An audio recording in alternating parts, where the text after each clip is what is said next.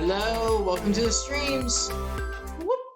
Hi, I'm Icarus. These are the streams, and we're going to do Final Family Fantasy Funtime 14 or Final Fantasy 14 with my cousin Epsilion today.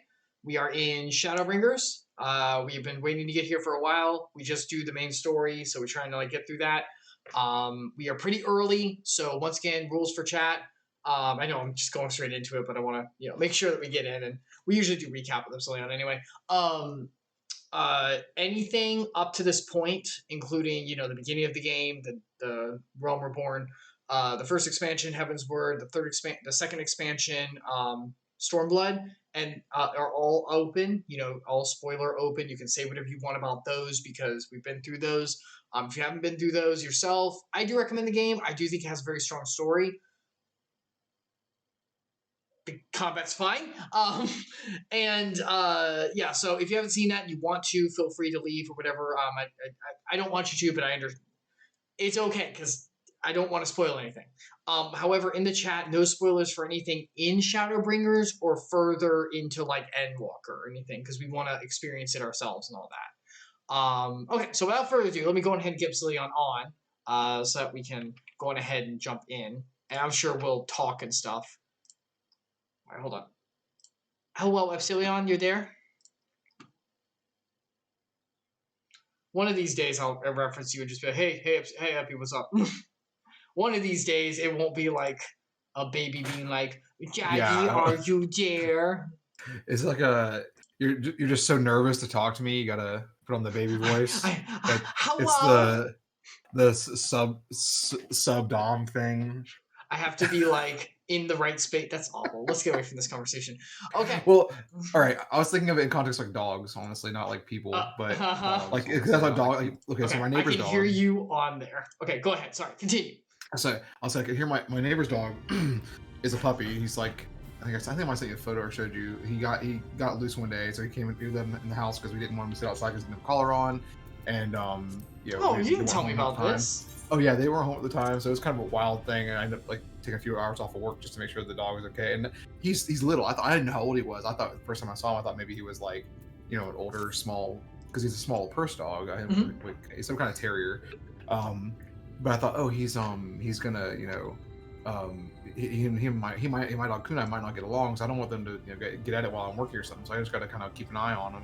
But they had fun. They played around the house, got her indoor toy. He was so small. She has a little toy basket that has her toys in it.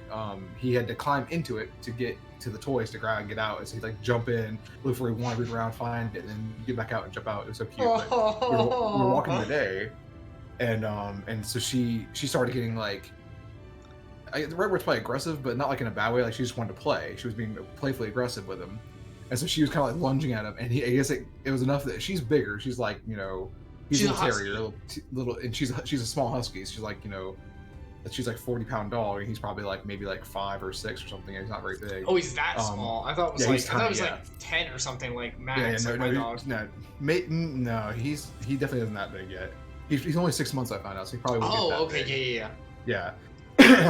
But he's so he at first he was all spunky, running around or having fun, and then when she lunged, that's when he was like, oh no, she's bigger than me, I have to play it cool. So he laid on his side, exposed his belly. He was like, no, I'm good, please don't hurt me, I'm good, I'm a good friend. That's how some dogs are that's how all dogs are really.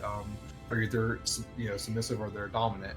And so Kunai, I know with her, she's dominant because my sister's dogs, one of them she can't be dominant. She's way bigger. She's a freaking horse of a dog, Saint Bernard. But the other one, Hallie, my sister's other smaller dog, it's excuse my nephew named. Hallie is a Australian cattle dog, I think is what the breed is. And so she's we call her a Dobby. We make jokes about her. She looks like a black elf from Harry Potter, like Dobby from Harry Potter. So we call her Dobby because she has put her ears. They're big and rectangular, but they'll droop down really easily. So she'll do that to the sides when that's her normal face, as her ears droop down to the sides. Not like a bloodhound or anything, but just kind of droopy. And it's they have a half tilt look. So it looks like Dobby's ears in the movies.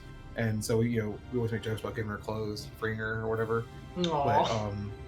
But Kunai knows that Hallie is very submissive, and so she'll stand over her, even though they're the same height. She'll get on top of Hallie if Hallie lays down on the ground, and will stand over her, stand on top, I'm in charge, I'm the boss. you have to do what I say. And Hallie is just, okay, yep, you're right.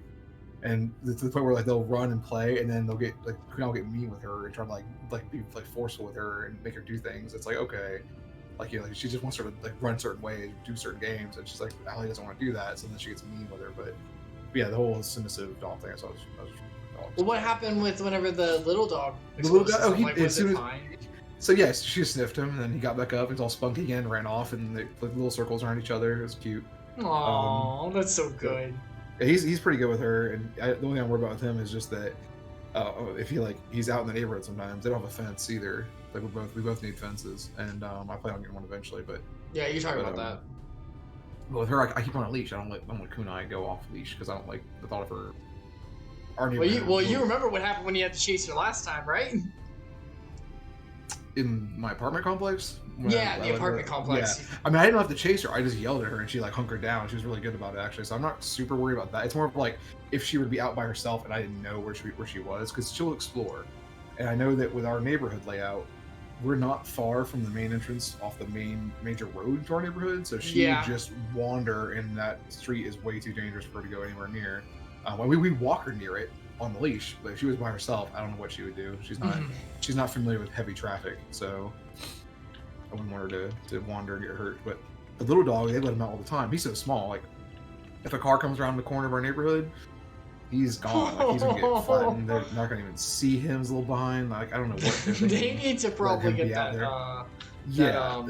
Fence or keep him on. Like I mean, they have like leads that you can put like you can stake them to the ground. Especially for a dog his size, it's not very heavy, so he doesn't need to be super heavy to hold him. So they can get a real light leash, light lead, and then have that go into the ground and have it like a nice little anchor that just holds it in place, and he wouldn't be able to run away. That's what they should. That's what we used to do with my mom Shih Tzu when she wanted to be outside a lot, because we didn't have a fence back then, and my mom she wanted to roam outside a lot. She liked being outside for an inside dog. She really wanted to be outside a lot, so that was what worked for her. That's what our neighbors should probably do for their dog. But well, I'm glad that you guys had a nice little play date. Yeah, I think really Kunai really appreciates it because she wants someone to play with so bad. We keep making comments about maybe getting another one, but I don't think we want to invest in another dog right now. If you did, would you get a bigger one, same one, smaller one? The main thing we talked about doing with the next one is getting one that doesn't shed, because we love Kunai, but she is hair everywhere all the time. It's like winter wonderland for real here in Florida. In the house constantly. Just I think I vacuumed like 3 times yesterday in the main living area. Oh my god! Because I thought maybe we'd have some people coming over, and I was like, okay, let me vacuum, and I was like, okay. Let me vacuum this area again because there's still hair here for some reason. Like I just did this. Like, what do you mean for some reason? You know why? You know who was there. I don't know if it was like me vacuuming, making hair fly around and move around, or if it was like she came in, laid down where I just cleaned while I was in another room cleaning, and I didn't realize it. So I don't know what the problem was, but yeah. So I'm like, ooh, this place looks clean. What if I came back? Yeah, that's like she did. I was vacuuming and I walked into the room and she like followed me. Like, what do you don't even like the vacuum? Why are you following me with the vacuum? And I'm like, what? You don't need to be in the room I'm in cleaning. You need to go sit somewhere else because you're just gonna get dirty. I'm trying to clean all this. What are you doing, silly dog?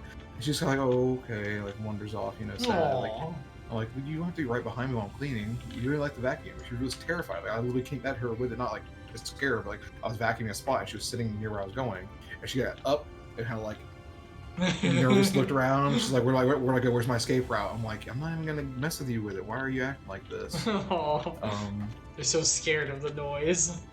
Yeah. The suck.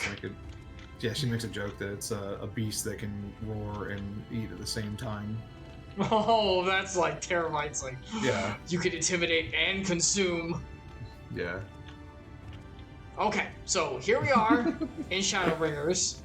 And we just figured out about the Lightwardens and how the world actually works, which is really cool that we could actually understand the lore. So apparently our world is we're on a different iteration of the world. There's 7 of them. No, it's 14. 14 total. There's 7 now. Ours is referred to as the source, and it's actually like the centermost, I guess. Like ours and ours also is where if any other world has a massive calamity that ends that world, ends life on it as they know it, then it actually dissolves or disappears and returns back to the source, and then that becomes some kind of element in the source, right? So like we Yeah, know because that the world gets overwhelmed by some element. It's happened with fire, because there's been like 6 that have gone down, right? Like 6, fire, fire, water, lightning, lightning, darkness, and then there was one other one. Wasn't it 6 or was it only 5? Wind. Yeah, that's right. And now light is starting to happen. Light's the next one, right? And so it aligns with the elements of Final Fantasy games, obviously. First of all, which means what the hell is left?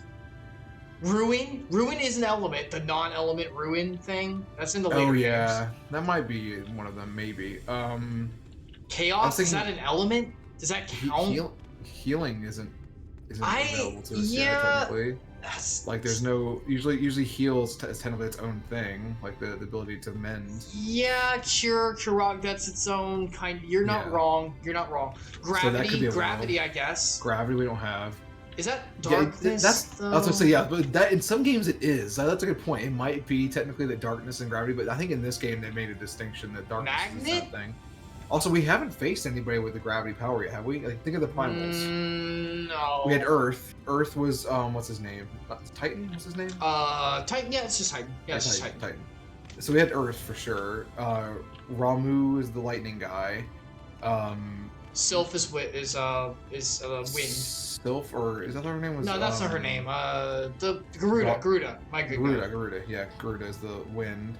Ifrit's fire, and then water is Leviathan. Yeah, we follow and then those. Shiva is ice. We have encountered that. Yeah, so there's probably an ice world we haven't done yet then, but ice is available to us in the source. That is interesting. That it's not. Because we've seen Shiva there. Yeah, but no, ice was one of the worlds that already collapsed. Okay, so ice was one of them. Okay, yes. Ice was one of them. Oh yeah, did we not say ice? Okay, no, that was the other one. I think we skipped that one. I think we said ice is one. Yeah, ice is one. Okay. Because ice and water, even though they're technically But yeah, so this one is light, and this world is collapsing under it. So we're trying to stop it, and we just learned about the Lightwardens that are like the big bads of light. Yeah, if we can take them down, the Sin Eaters, which are the bad monster things, we go away. They're like the daimyo or the feudal lord or whatever. Basically, they can control the populace of other Sin Eaters in the area, and they have like a sphere of influence, like a natural like aura that controls Sin Eaters around them. What was that? A domain, if you will. A domain. Yeah. So yeah. But we just received word as we were talking about all this that there are Sin Eaters and bad stuff at the door. So the Exarch's like, can you go take care of that? And then we'll talk more. Yeah. So we're gonna go take care of that. That's what we're doing. Head outside, right? Well, we gotta speak with. No, we have to go speak with him again because we left because we were at the end. Yeah, we're about to get it. Chat was gonna be with him. Yeah, that's what it was. We're probably about to get the thing where it's like go. Yeah, it's probably gonna be. Yeah, we're due for a little bit of a action arc here. Oh shoot! Read that first line. I skipped it. Are you? I'm sorry. Are you ready? No, we good. I completely blanked about where we were. Okay. Hullminster Switch is in the. I'm sorry. What action was that day for him? It was a British one, right? Gosh, it's been a while. Yes. Hullminster Switch is the north of the Lakeland, so we had best make haste with our preparations. In fact, meet me outside the Crystarium at the crossroads, northwest of the the Ascensor Gate. Sorry. No, I got you. And I shall lead you there myself. I'm leaving my home. Wow. Actually, so I got new contacts in. I'm getting mine tomorrow. September, I think, and so I'm being back in my hometown again. I have moved back to my old optometrist, and she recommended I go back to using the dailies? contacts first. Yeah, I've been on dailies the whole time. I've been on dailies since I had the eye infection thing years ago. Yeah, I remember that. Yeah, something. I don't want to go on that, I guess, for the stream, but yeah, I had a bad eye infection, and it was the point where they're like, okay, well, I have scar tissue on one of my corneas. It's got a little like I didn't know 1 millimeter. Oh yeah, my left eye has a 1 millimeter little dot right in the center. I can't see it. It doesn't interfere with my vision at all. It's like it's so perfectly placed and so small that the scar tissue, and eventually it'll go away. Like it'll take a very long time. Like any scar tissue takes a long time to go away, but eventually it will heal. It'll be gone. But in the immediate short term, the last few years and probably the next decade or so, I don't notice it. It doesn't do anything to my vision. All the light goes in, refracts around it. There's no bother to me at all. But since I had that, I've basically been told you should use dailies because it's not as likely you'll get an infection. I think is so. For years and years I used one brand and I switched brands when I switched optometrists because of my health insurance changing and my vision coverage changing, I should say. And so when I switched the new brand, my eyes did not like them. I got infections in both eyes. I wasn't doing anything. I wasn't taking them out. I didn't sleep in them. I changed them out every month or whatever. There was no way for me to have like a bad bacterial buildup or something. It just didn't make any sense. Something happened with I think it was the solution of the brand that I was using, or the actual contact lenses themselves, but something wasn't working. And so they were like, okay, let's just switch back to your other brand. Also, switch to another brand at least. I guess really wasn't the same brand, but also let's switch you to dailies because that'll be healthier. You definitely can't get sick from wearing them putting them in one time, interacting with them once per day, and right. It's not as likely. So that's not the issue. But what happened is I also have astigmatism. So I can't change focus very well fast. And like with my glasses, the lenses are formulated so that they can help relieve that a bit. So I usually wear my glasses most of the time. And so I've got these new contacts that I used to wear the same style where they're made for astigmatism. So like the contact lens is slightly wider, like more, it's a bigger circle. Larger radius, and it's only in the left eye this time though. I used to have them on both, and so the left eye I can see really well, and it auto adjusts like a lot better because of the size of it and the way that the lens is slightly curved differently from how a typical contact lens is curved. That my muscles actually will react a little bit better, and so my poor astigmatism means I don't change focus. My muscles don't move as quickly to change the shape of the eye and allow me to see at different focal lengths. But my right eye doesn't have it; it has a standard contact in it. And so this eye, the muscle in this eye is better about doing it anyway. That's why they're way more expensive. It like doubles the cost of the contacts basically to have it for astigmatism. So it's cheaper for me to have the normal one in this eye. And so sometimes when I'm reading, which is what you just, I read that word and I saw it with one eye very clearly, the other eye didn't. So it made like a different set of text. God. The longer I wear them, I did literally just put them in for the streams. So that's what I should have put them in like an hour ago. I wouldn't have this problem at all. But the longer I wear them, the more I read with them, the eyes start to get, the muscle gets used to it and gets back to normal. Okay. It's just because I was wearing my glasses for the last few hours and should have been, since I woke up, shouldn't wear glasses. So I should have had my contacts in. But that is a weird thing I get. I got you. Yeah. Hopefully I just get LASIK and fix all that. Well, it won't fix the astigmatism technically, but I won't have to adjust as much. So. Okay, come to the center, Christarian, because we gotta walk. Oh, that's okay. I mean, I was still in the room in the Crystarium, or in the Exarch's room, and I just noticed that one doorway is literally the doorway to the source. Yes, it is. There. So we can literally leave at any time, which makes it kind of like for the everyone's stuck here. It's like no, I can leave. All our friends are only here in spirit or whatever. So that's what I'm wondering. Like, we can physically pass through because we have a body, but they have a body here. So what happens if they take the body from here back to the other world? Will there just be two bodies there? Like, I don't know. Like, welcome to replica body movement, sense of self consciousness transfer. Well, if you'd like to see more, please tune into Dream Drop and Kingdom Hearts Chronicle as we go forward. Because my God, Nomura loves that shit. Yeah, that's bread and butter, and I forgot about that. But yeah, I feel like it's a non-problem in my opinion, because if it's their mind that's the important part, and they have all the same abilities and everything, like. Just send them back to the I don't know how they have a body here. Yeah, that is actually, I do wonder about that too. Is the Crystal Exarch didn't say the ability to like generate new bodies or anything. But it just occurred to me, what if like this world collapses while they're at the source, and they're in the body that came from this world? Would they just instantly die? Mesh because the two try to. Or would they just? It doesn't say, like, there's no parallel. Like I was making theories when we first got here that there are parallel like characters or whatever, like there's parallel beings. There's like parallel like it's a different world, it's totally different world, totally different timeline. So it's not actually like there's true parallels. It's not like Dragon Ball Super has parallels, right? Where there's like Beerus and his brother are the gods of destruction. They're kind of similar. Oh, sorry. Kind of similar, but not the same. You know? Yes. Like, it's not like that. This is just isekai. This is just isekai. Yeah. Oh man, why'd you have to do that? Now I'm not gonna want to You play didn't this notice anymore. yet? I didn't think about it, but we did get isekai'd. It's 100,000% isekai. It's so much the same world that I didn't even realize it because I mean, we're already technically isekai'd when we played the game itself or anything about it. I mean, kind of, but I mean, like, our characters are isekai, like, truly in universe. Yeah. But you know what I mean, though? Like, they make references, like, there's no fourth wall breaking. It's like, okay, yeah, this is an isekai, basically, for us, for you and me playing the game. In a way, yeah. It was fun to go up the little ramp. Whee! Take some damage. Is it fun to take damage, Epsilion? Is it fun to be hurt? I don't think I'm allowed to say yes to that. Like, I think you have, like... Yes, you have, like, I enjoy. Well, like I mean, as long as it's in, like, a consensual, like, situation, masochism. Oh. You know. I was gonna say, like, you have to, like, Baker's Act me if I say yes to that, right? Not. Well, usually situations like that, they don't like to get hurt. That's the point. That's the problem. It's like a means to a release. Yeah. That's the issue.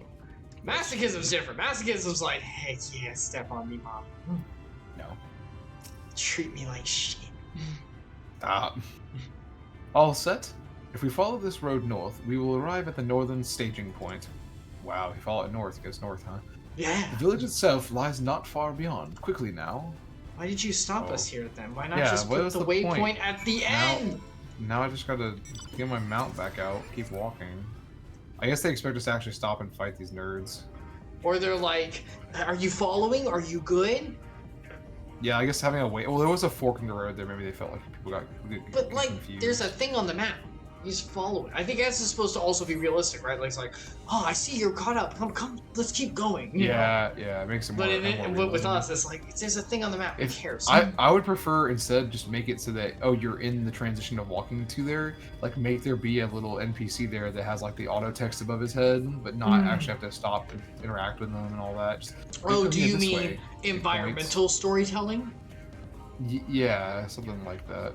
But that would require the ability to miss it. They don't want you to miss the dialogue that they wrote. You need to appreciate it. They didn't record it, so who cares? That's what I think. I believe that's why people don't want to do environmental storytelling. It's like, but then people could miss it.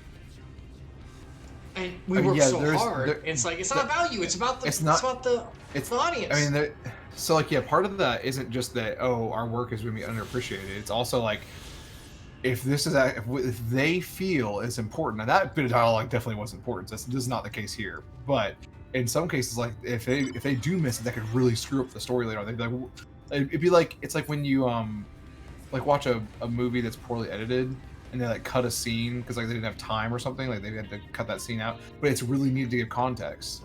I actually have a detail from the new Black Panther movie that kind of fits that, but I don't want to spoil because I'm sure people haven't seen it yet. So I haven't seen it. But the editor admitted they cut a scene out, like a whole like. It's not an act. It's not an act, but like no, it was like a plot, like a whole like subplot they were gonna run the movie. They decided to cut out entirely.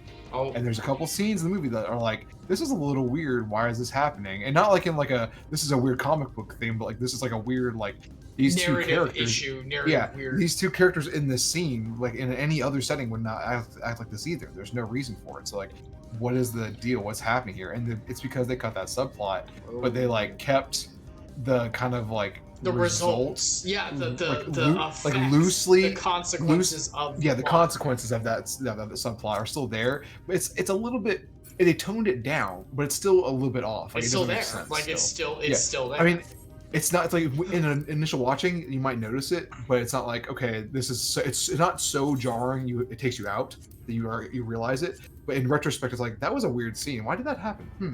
And then hearing what the editor said, it's like, oh, that explains a lot. But I don't want to go into details on anybody to be upset about spoilers. Let's do our plot here and fight the light or whatever. Yeah, just take the light down. Light's evil. Time to end the light. What? It's such a I don't know. Did you feels so backwards.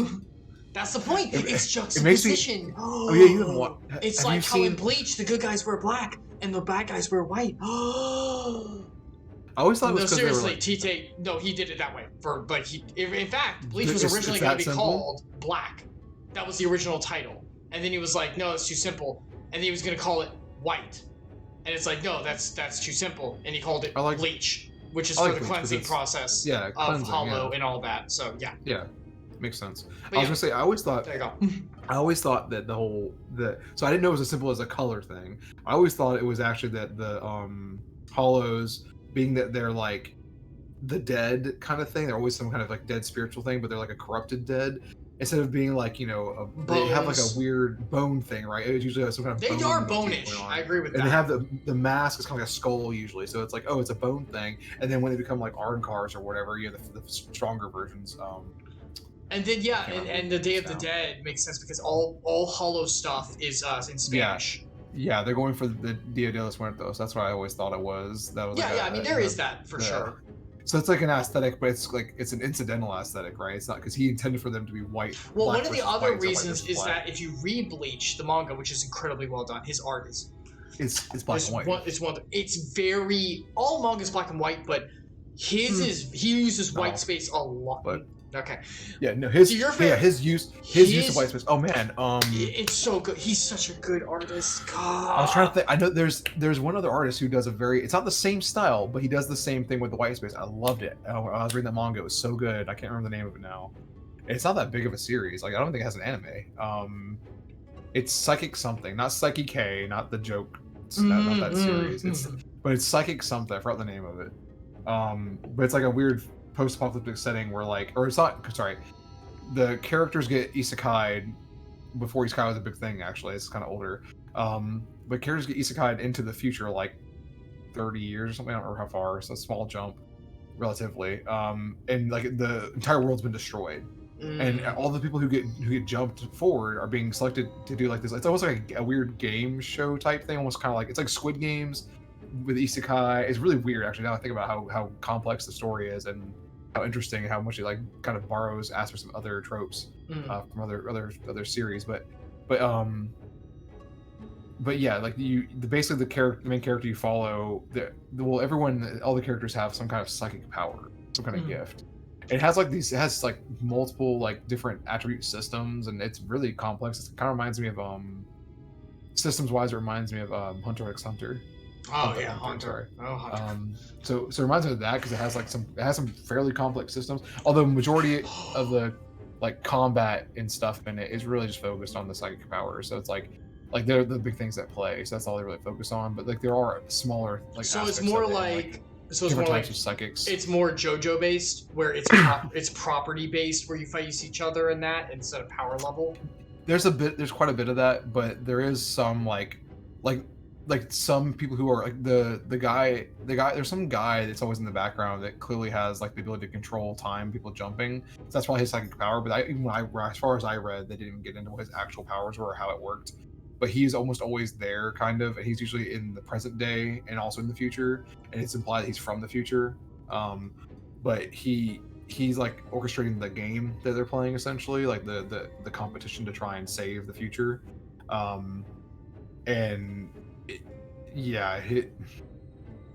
There's some aspects that very much feel like JoJo, very similar to, but not quite the whole stand thing. It's a bit. But you were saying that like it's very black and white, like juxtaposition with the art style and stuff like that. The way, white space, it's because of the use of white space, the use of like negative space is really good. Like he'll like in the black and white panels, he does a very effective use of it and actually shows characters and like the layout and design much better. It works really well for the post-apocalyptic setting. Gosh, I can talk.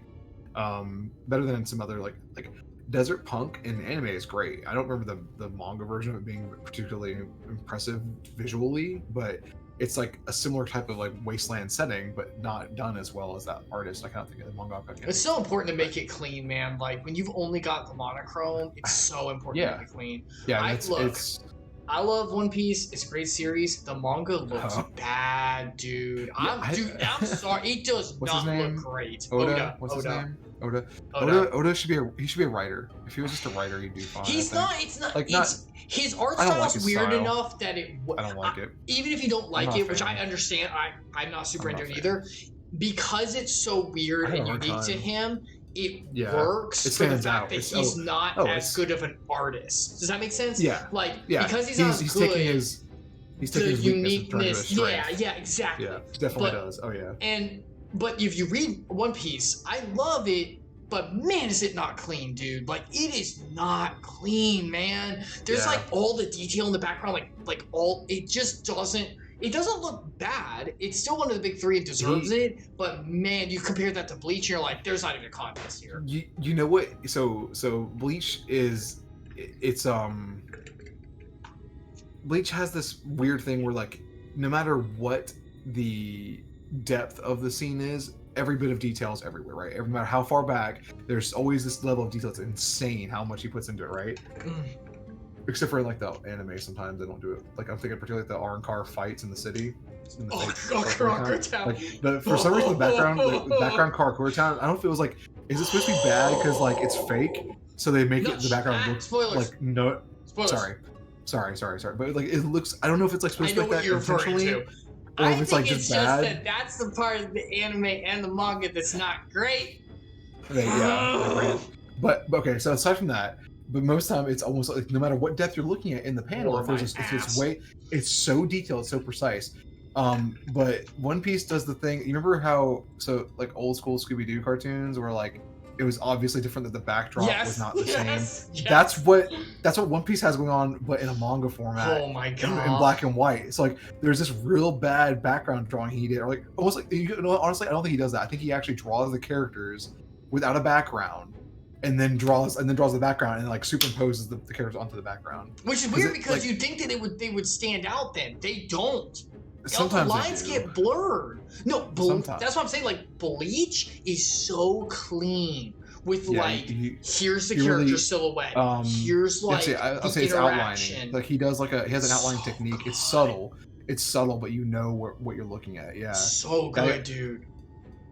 I don't know. I feel like a lot of it's like there's the difference the difference for One Piece is when it's the background versus the character. The character has all this white space and like very good details, or good for cartoony style. No, I know what you mean. Yeah, actually. But then the background has like no details at all. It's like big blobs most of the time, little broad lines. It's too sketchy back there too. Like it's like like it's like it's weird. By the way, you brought up we were talking about like parameter kind of stuff. By the way, mister, I love you, but I'm gonna catch you on this. Parameters does mean stats. Go watch Masahiro Sakurai's one of his newest videos where he talks about adjusting the damage for moves, and he calls them parameters, and the aspects of what the moves do for damage potential, for the power level of how strong they are. Parameters and stats are not synonymous, though. But they're the same. They can be the same thing. It's not always the same thing. That's what I'm saying. Like it's like. But if you're talking about a fictional parameter, thing, then it's going to be the same thing. No. That's not the context I'm talking about at all. Parameter literally means a thing you put into a function. It's an input for a function, and it changes how something's going to be on the output. A stat is just a number. It's a statistic. It means that there's something you've measured, and it's a metric you've applied, right? That's all it is. Every story that has levels of power, like, you know, Shonen and all that, has a metric of comparison. So then they would all have you would use the word term parameter there. I would say, well, okay. So it depends what you mean by parameters. If you mean like, I've heard that used appropriately in a way where it's like, hey, there's different attributes, and you have to consider those various attributes as parameters for determining power level. Like usually there's different speed, durability, strength, different. That's blast attack, use, whatever you call that one. That use can be, and that's usually used in that context when you're comparing, right? That's important. That's an important part of it. You're referring to comparing those things or combining those things to get a new But that's all Shonen Battle is. That's all like power level stuff is. It's just comparison. It's just relative to each other. That's all it is. But saying like a stat and a parameter are the same thing all the time, that's not true. Not all the time. But I'm usually referring to it in a story-based like parameter system. Like, because I'm not talking about like, I don't know,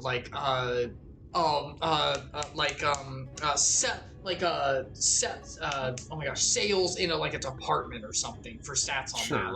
Like you're right, but I'm only gonna if I'm referring to it in a different area, that's fair. But whenever I'm talking, whenever we talk about in a story or something, it's like parameters make sense because you're doing that. Like you're doing the stats in each of the attributes to see how they relate to each other, how the ratio is, how things work. Because I must not have understood your context when I said that last time. I don't know. I don't remember the conversation where I corrected you on that now. Because I was like, but it's the same. Because I use it all the time. Because that's all Shonen Battle is. It's just parameters compared to each other. It must have been the way you phrased it. I just didn't understand. Maybe I don't know.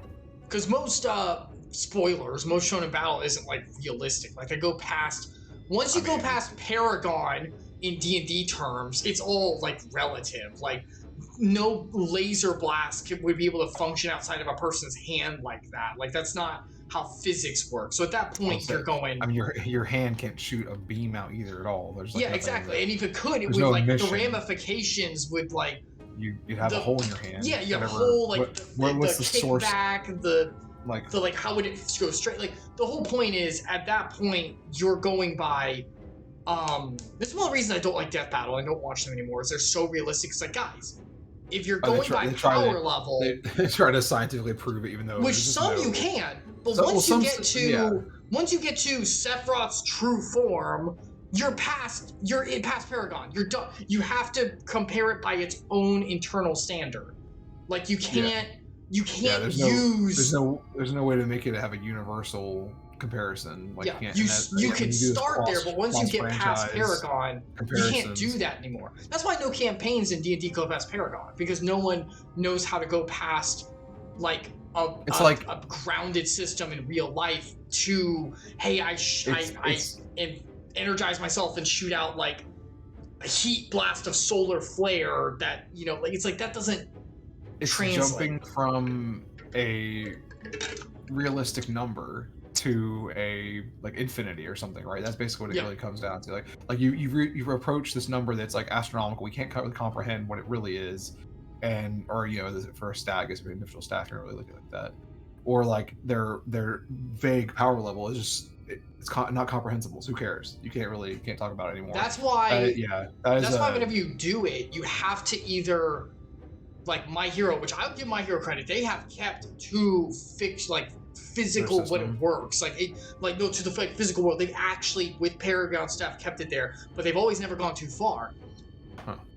Either you have to take into account every ramification for the human body and everything, which they do pretty well, or have to. I'm sure there's some liberties here and there. Oh, there's some liberties, but it's pretty like. Or because otherwise you can't have cool powers if you actually really account for everything. Like exactly. Giving someone a weakness, like when I shoot the laser beam out my hand, it burns me. Like who is that? Someone in X-Men has that. It's Havoc, I think. One of Scott Summers' brothers, Cyclops. One of his brothers has when he uses the power. They have the exact same ability, but his is way stronger. And when he uses it, it actually hurts him. Like it has like a. It's too intense. Not recoil, but downside. It has a kickback. Kickback I can't think of the double-edged sword. Some kind of issue. You're definitely dancing around the word I'm trying to figure out, but yeah, you got the idea. I just accidentally skipped it out. But yeah, that's okay. You can look at mine. I can see your screen. Yeah, but yeah, like that. That's a good way to make it have more. And weights, you can do it right? like that. Yep. But it doesn't have to be used that way to make it realistic.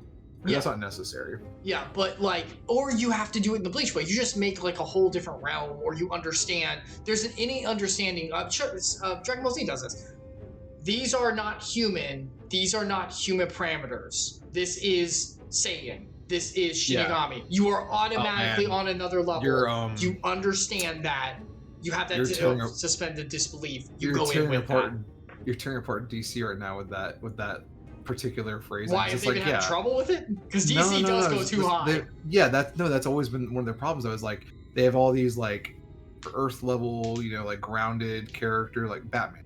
Batman doesn't. He has peak human strength and like agility or whatever. Technically, in most runs, right? He's a little worse than Captain America. Yeah, but he's as best as human could be, right? That's the idea. Like he's pretty dang close to being as best as human could be in every way.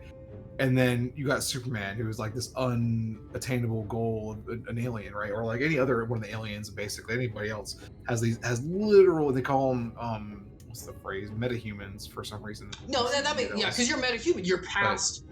You're past what we could be. that's not even what meta is like. It's loosely like a human. It's what meta-human would mean, not actually like it's not. Well, the humanoid, like, I guess they're trying to go super. The problem with why I couldn't use something like what you were trying to say is because Superman literally already is that phrase. It means more than Superman, man, yeah. You yeah. could just, Like why didn't they just use Ubermensch. superhuman or uberhuman or something? Because they probably want wanted to. I think that Uber would be. It's probably too foreign being a German phrasing of it, or the German version of it. But also, superhuman is probably too close to Superman, and they wanted to make it distinct enough so you could kind of hear it and understand. But as him as the icon, that could be helpful in carrying it forward. Him he being the icon of it. I mean, he staple. is. Yeah, he is. In all of comics, he really is. But yeah, I don't know. They probably just want to distinguish the term like as like a separate thing. I don't know. But yeah, I mean that's different. I mean, that it doesn't matter anyway because that franchise is gonna go. Well, it's gonna be rewritten entirely at this point. Again. James Gunn, the guy who made the new Suicide Squad movie and the Guardians of the Galaxy movies, he's becoming like the Kevin Feige of DCU for Warner Brothers. So like he's gonna kind of take under him and another executive for his name, but they're taking under like their own direction and they're given full control from Warner Brothers. So they're gonna make a like cohesive and well thought out extend like a whole full universe for the Warner Brothers for the DC Comics properties, Warner Brothers. So, so yeah, to the point that they canceled some stuff that was just announced. Even like the Wonder Woman movie's not, the third one's not coming out now. Oh wow! And okay. They're probably going to cancel. There was supposed to be so. I think I told you a couple weeks ago. Henry Cavill isn't going to be in The Witcher anymore. He dropped out to be in the next Man of Steel movie. They said there's no Man of Steel 2 in the lineup now for the new lineup of movies they're making. So we don't know what he's going to be Superman probably, maybe. Well, maybe. They might go with someone else because they don't want to confuse the audience with it being a different take from the Zack Snyder universe. But and I think there was another movie that got dropped too, or something else. Some other project got dropped really recently because they want to try and reboot everything because the like crazy mess that it is right now for DC is not good for the audience. They need to probably redo that. Yeah, it's kind of sad we're doing it so soon. But they also probably don't want to waste, they want to make the money. Why would you sit on it for pull the Band-Aid off? Yeah, don't wait for the audience to get ready for another attempt at it. Just start working on it right away. All right, also, James Gunn's like 50-something years old now, I think, so he's getting up there. If I want to, yeah, he's not a young guy. I think he might be in his late 40s. Yeah, but you can write when you're old. Yeah, George R. Martin does that, but he doesn't finish books either, so. I feel like that's a personal problem. He said he's only got 500 more pages left, I think, to write, something like that the other day. Like he said he's really close. It's like, what? I thought he abandoned it. I thought that was the whole point. No, he didn't abandon it. No, he's gonna finish Song of Ice and Fire. I think honestly, I think he had like the big brain master play. He decided I'm gonna let these guys take my notes and write some kind of ending to the story and see how the audience perceives it, and then if it's bad, I can change it.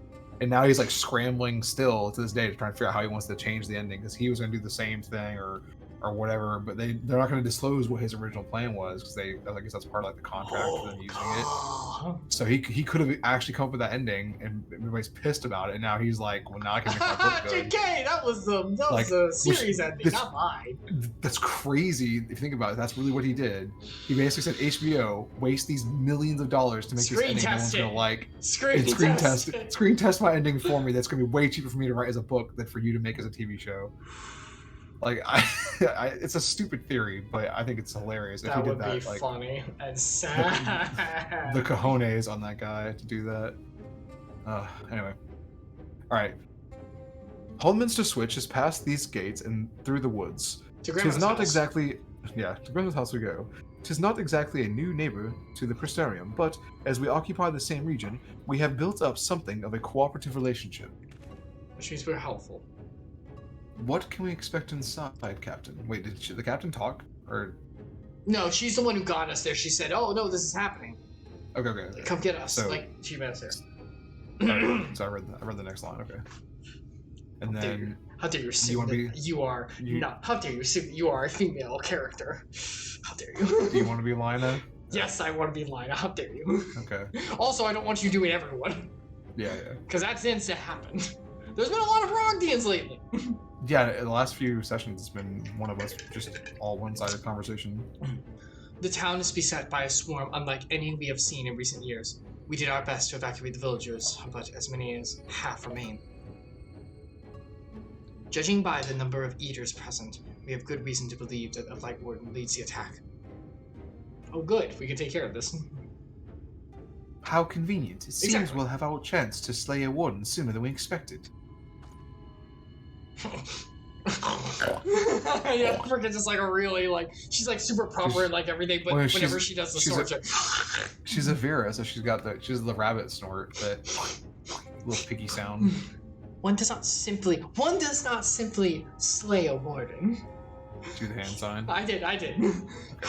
Has no one told you what happens if you defeat one of those fiends? She got big eyes. They hold more light inside them than all the underlings put together. Does it explode? It can be struck down, aye, but its essence won't dissipate like the weaker kind. Vile aether will billow outwards and envelop the nearest living being, a reckless young swordsman, perhaps, and turn her into a brand new warden. Oh shoot! It's the darkness. It's the original darkness from Kingdom Hearts. Just moved from host to host. It has a will. It gains a will by inhabiting the person. Ah, well. Yeah, that's really how it works. Yeah, apparently that's important. Yeah, personal. Ah, well, you can leave that particular quandary to us. I must ask that the gods stand down and allow us to engage this leader of Eaters alone.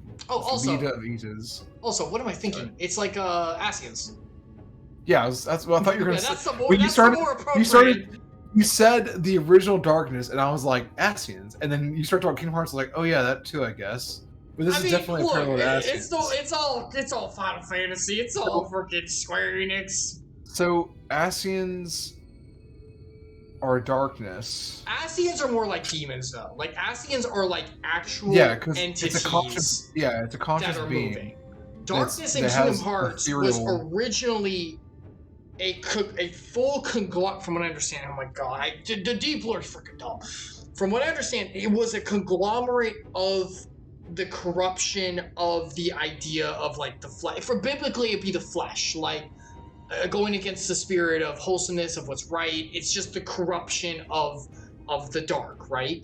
And so as it starts to split, the more split it becomes, the smaller it gets, the more sentient it gets. That's why little Heartless are technically the tiny fragments of the original darkness. That's why they have a will to go after hearts, because they kind of have that instinct. Darkness said before that its goal is literally spread. It's a virus. Spread. That is what its goal is. It's spread, consume, envelop. Just like the light is here in a way. It's like it's more of a will than a being, and it started to become more of a being-ish as it split. So whenever, give me a second. Yeah, so give me a second. Sorry.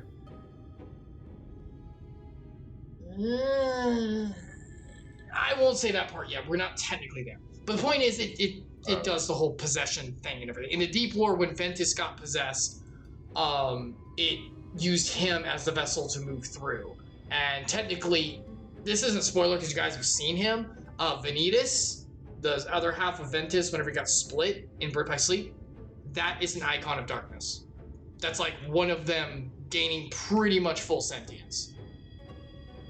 So, yeah. But anyway, in here, the Asians are more like demonic. And this thing seems more like the darkness from Kingdom Hearts, though, because it seems more will-based, and it kind of conglomerates in the person.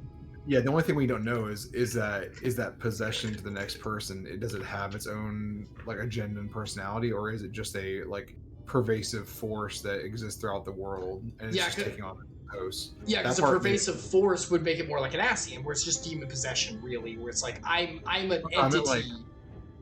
I meant like a force isn't like this is just the nature of the world where it wants to have someone in control. Whereas like, does it have its own agenda? Like an Asian has its own agency, right? It's its own, own individual. We've seen them like they even fight amongst themselves. What I was gonna ask was, for the Asians, their darkness, were they in our world before the sixth world, the sixth calamity? I don't know. They seem to go beyond darkness. They seem to be more like chaos. Yeah, because they mentioned their big bad is dark, but it's more like chaos itself, which is why they're trying to get the primals to go. They're trying to get everything screwed up and chaotic. in Final Fantasy, it's always been chaos is the big bad. I think that's it, because chaos is closely related to the dark, because darkness is fear and chaos. I only know one thing. I know that one thing. So, I mean, literally, we joke. That's literally what all Final Fantasy is. We only know one thing. We're here to defeat chaos. That's literally how it always has been. That's the core of every single game. So I think you're right. I think that the Ascians, they take darkness because darkness is more akin to it's like biblically, like why do sin and thievery and everything always happen at night? Because under the cover of night, evil's easier to do. There's chaos, there's unknown, there's fear. There's more unknown and fear. It's funny enough, Kingdom Hearts 2 has a really good line at the end whenever all Mickey, Riku, and Sora are standing at Zenithus saying, you gotta go. He's like, why do you fear the dark then? And Mickey says, we don't fear the dark. It's just scary, but dark is okay too. And Riku answers, we know why we fear the dark. It's because of what it lies inside of it is why we fear. People like you, Zenithus. It's because of the fear that comes from within it. It's not the dark. It's the dark is a cover that sin can come from. The bad thing, right? The bad thing can be light's hard. Like, if you're just like, why are all horror games in dark? Because if there's I've actually thought about it. I would love to see a horror game that's based on like a sunny day, not We Happy Few, though that kind of comes close to the idea-ish. But like a horror game is like sunlight. Like, how would you do that? Because most of the time it's dark. Because of course, nothing's scarier than the human mind.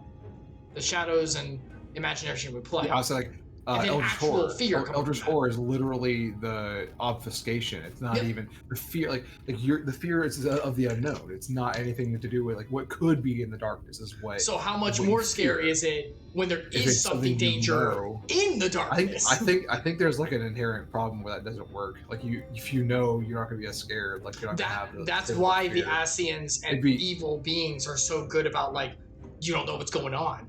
That's the whole point. Is like don't know what's going on. Keep you in the dark. Yep, literally. Yeah, actually. Both literally and figuratively. He's right. I mean, that's what it is. I think from like a our comprehension, our ability to understand things. I don't think there's a way, even if you like, that makes me think of Bird Box. You remember that stupid movie? Yeah, I do. So do you remember how they never reveal the? That's a good horror movie. You never show the monster. But it's during the daylight when it would be visible. Always, whenever there's there's a few night scenes, and most of it's during the daylight. But they can't reveal what it is because they wouldn't be scared. They literally said they had several designs where they thought they would make it look like visually, and they decided it was honestly just scary never to reveal what it looks like. Mm-hmm. And if they ever did, it would have taken away from the fear of it. And they're right. They are right. Yeah, they realized. So like, I think it's the same kind of problem. Where, like, you can't make a horror game that's everything is just in your face. Like it wouldn't be horror. It would just be torture. It'd be you know what your obstacle, what you're against. You know what it is, but you can't do anything about it. That would be the horror aspect of it. It wouldn't be. If you made it invisible, I guess. But then that'd be the same as if you're in the dark because you can't see it. Yeah, that's the same thing. You're just changing aesthetics, I guess, but it's still the same. You know what? You know how you could do it. You know how you could do it. Here's an idea. What if you made it? You just described the Predator. Yeah. But that's not horror. That's more action. Here's an idea. What if? It's not. It's action horror. It's thriller. Yeah, it does. It like it's on the line. It's right there on the fence of what it could be horror. It's like it's like Aliens. Yeah, Aliens is actually has aspects, but Alien is horror. Aliens is thriller. Oh yeah. Sorry, you're right. Yeah, Aliens is thriller. Sorry, I was thinking of the whole franchise. Here's a daytime thing, and they've kind of done it. Prey did this. What if you made a monster that shapeshifted? So everything is scary because it could be any of these things you can actually see. That's use the fact that you can see everything as a strength. The Thing. Yeah, The Thing. Yeah. Everything is the same idea. Yeah. Hiding in plain sight. It is the real attribute, the important part, the element that you're getting at is that it's the unknown. That's the thing that's scary. That's always with humanity. Always. It has to be, has to be unknown. Because unknown. The reason is, if I may be philosophical, it's because there's so many of them. That and there's 28, right? 20 unknown, I think. Unknown means death. We control things. Oh, you suck. I know what that was. Unknown means death. We control things by understanding as human. Learning and understanding means power and control. The loss of understanding means loss of control. It means death. Awesome. And death is the greatest fear of any human, period. Because death, we don't know, and that's an unknown. We don't know what we do. Anyone knows the Lord knows. It's the biggest unknown. Those who know His word know what the known is. That's why we have no fear. Literally, that's why we have no fear. I'm not kidding you. That's death. Where is thy sting? The sting is not just hurt and pain of death, dying, because that does suck. Yeah. Pain that's not fun. Yeah. But it's the death of unknown. And where is it? Nah, we don't fear that anymore. Though that being said, no Christian, no believer in Christ wants to die. I would like to stay on this earth. Thank you very much. I'm still in the Bleach. I'm still in the newest part of Bleach. I want to see how this ends. Damn it. Anyway, but the point is, I'd like to kiss a girl, please. Anyway, point is, you sucked up. Point is, yeah, so the unknown's a big thing. So with true horror, you have to like make it, how it doesn't work. But that leads to horror being difficult, because if everything just is unexplained, people can lose interest, because it's like, I don't know how any of this works. I'm bored. Like this is too much. I don't care anymore. There has to be some understanding, just enough to get the audience to move forward.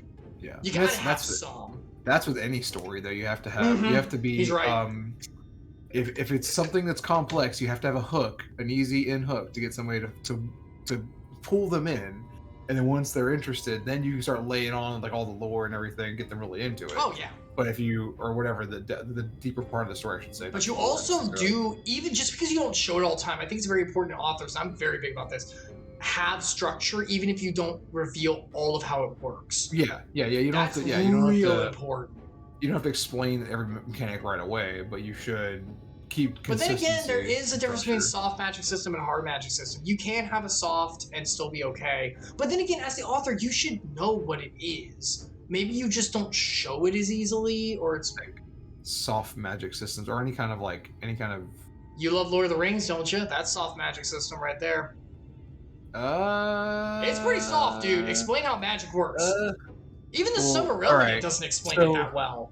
The Silmarillion actually does a pretty good job. It's decent. If you read the stories. Now, if you want to get into it, I mean, all of existence is just merely a song to the Great One, right? Technically, so when you are wielding aspects of the song to the Great One, you can actually manipulate the song as well. Yeah, I mean, but then you have to. But then there's the different. But it's still soft, because hard would be there are different notes to the song. By putting notes together, you get combination. That's hard. That's hard magic system. I think there are some stories that hint at that, but yeah, it is. It's not. I want to say it's purely soft. I don't know how to describe that. That's the thing, though. Here's the thing. We as the audience know the song. Does the author have a hard then? Does he actually have something like that? He's not showing. No. Yeah. If you know Tolkien, you know he has it. Like, that's the thing about Tolkien. Oh yeah, he was crazy. What are you talking about? Yes. You got do some research on Tolkien. I know he is. I know he's very semantic. I know that. But I wasn't wrote sure how many. He wrote like what? 20 languages. I know he made a language. No, not just one. Like, there's several languages. Oh my god. Orcs have their own language. I guess, he probably made a hard magic system. The dwarves have their own language. Does anyone have that copy of that thing? I don't know. Epsilion, this is going to seem very ignorant. I'm very sorry. Please answer. I have one somewhere. Is he dead? Huh? Tolkien? Yeah. Oh yeah. He died in the 70s. Okay, so he is pretty old. I think. Does anyone have that copy? I would be very interested to see his hard magic system. His kids still. Sorry. He has unpublished works. His kids still own the rights to them, or his mom. His wife, I think, maybe, if she's still alive, or his kids own it now. I don't remember who it is now. But I mean, he had some stuff that hasn't been published that probably would expand on it a bit. I was trying to see when he died. He died in 73. So, but yeah, he has some stuff that would expand on. I mean, the Semi-Euron, you can get a copy of that. There's a lot of places. Yeah, of course. But that's an anthology book. So it's a series of short stories that explain the world a bit better. There's actually, I think it's like the second, or maybe the first or the second story in the book, but it really explains like the whole song is the existence thing I was talking about. That one's it doesn't like so yeah. The other part is that it's done in like a really weird, poetic way. Yeah, poetic, like high literary kind of way. So it's like you have to really pay attention and understand. It's not like it's here's the world. You probably want like a I don't know, like a Cliff Notes book or something equivalent to explain. I'm just saying, like, even if the audience never gets it, that's kind of fine as long as it works. I'm saying, in my belief, the author should know. Yeah, he had rules. Oh, he And totally had I don't rules. disagree that Like he had rules, so he probably I don't think he like even in the stuff in the Lord of the Rings, it seems like he was cutting corners, like he was being a lazy writer or something. There's some weird nonsense he had in his own head that made it make sense, and he just didn't write it out explicitly. And there's other like short stories that help defend his. But there is also a difference between adding on to make it make sense, Nomura, and having it from the beginning and operating in the system that you have. Yeah, retconning. I mean, yeah. Nomura I mean, like, and Kojima both are heavily guilty of that crap, and it makes it like they both have this other thing where they're like kind of untouchable though, because their storytelling otherwise is so fun. It is. You're right. It is. You know what I mean? That's so we talk about like soft versus hard systems. That's something, in my opinion, of writing style. They have this weird like my aesthetics and my like story. My theming and my is so strong. No matter how bad I am at the small details, you're right. I don't care. I mean, look. Hey, can I point out something? Sure. Star Wars. Oh yeah. Oh, Lucas is all over the place. He's crazy. He wasn't crazy. Like I keep saying, people are crazy. Tolkien was crazy in the sense of like big brain, like had this masterful design. George Lucas is the opposite. The original Star Wars movie was not the story you see at all. If you there's a documentary that talks about how his wife and another editor helped save that movie and made. Oh yeah, I remember hearing about that. I think the Brombo either brought it up or he let us watch some of it, or like showed a clip of it to us or something at some point. But yeah, I watched the whole thing through and I was like, this is really eye-opening how much like Lucas has ideas. Don't get me wrong. He I've read some of the drafts for the Journey of the Wills, Journal of the Wills. Gosh, I can talk. Journal of the Wills, the original script and idea for Star Wars. And he has cool ideas. Like he has some good stuff going on. Like he has this these themes and these ideas that like these events. But he needs someone to help rein it in, and like that became very obvious. Yeah, like where. So the problem with Nomura is that he's been in his prequels era, like Lucas's equivalent of prequels era. He's been in that since the beginning. No one's oh God, what does that mean? Is next? Oh yeah, my God. I'm a little worried about after seeing the Kingdom Hearts 4 trailer teaser. Like, how off the rails are we gonna go with this? Because it might become to the point where it's like, I don't even like. This is not even like you've sullied the franchise. Let's not care. Stay tuned, and you'll see how I go through it. We'll look at the Chronicles, see how it goes. I guess. Good luck to you. Hopefully, it turns out. I'm the scared, only good news is that the stuff we're going into with 4, and no spoilers on that kind of stuff, and we'll move on after this. Sorry. No, we're good. This is what we do, please. Anyways, here at this point. Did you hear, by the way, I've looked at the views for our stuff. This gets some of the most views. Oh, we almost pick up while we're discussing. I think so, yeah. Just like everybody loves these nearly static screens, and it's just talking about nonsense. It's so good. Look at this on song. He's contemplating all this in his head. It's so good. Quality. Yeah, he's falling asleep. Mine, he's like snoozing. What are you talking about? The only saving grace for 4 is that the old stuff from this, the overarching stuff from the phone games that actually matters, is coming to the forefront based on what I understand, which is good. So he has set up the things that we'll be dealing with, not where, and no more words on that, because holy crap, if you saw the trailer, you know what I'm talking about. Don't say anything more, but you know what I mean. That hasn't been done yet, but the threads, he's got them like he's like getting the thread into the needle on the eye of the needle. He's getting ready to start sewing it back into the tapestry and finishing it off. This shit. So when you said the good news is, I thought you were going to mention how Yoshi P is directing 16. Oh yeah, that. Yeah. Like, I thought you were gonna say we might get a Final Fantasy game we actually care about. Oh my gosh, could you imagine if Yoshi P directed Kingdom Hearts? Please, have Nomura, have Yoshi P be the one who reins him in. There, do that. Who am I kidding? Nomura's ego's too big. He wouldn't let it happen. That's the problem. I put that out there. You know what? Oh man, they should let. That's not gonna happen either. Yeah, it's really it's a reins control. I was gonna say like don't let Nomura or an in-house studio make the next games. Like let someone else get like Platinum to make Kingdom Hearts. and then well, the issue is with the story. You're gonna have to tackle. Yeah. Oh no. Yeah, letting Nomura write a story, but then give it to someone else and let them actually execute it and see how no. That's what I meant. Like Yoshi P ground everything. But he won't. But yeah, he wouldn't let it happen. It's his baby. You can't. His ego's too freaking big. I don't know if it's an ego thing. It's literally like ego, please. I don't know. When you got bits the same crap as he has with the story, and you've seen how insane it goes, I guarantee you he's the one in there going, nope, this has to be like this and this. I mean, the problem is that it's not just new concept. He's not the one who's saying it has to be like this and like this. Well, he literally is saying that.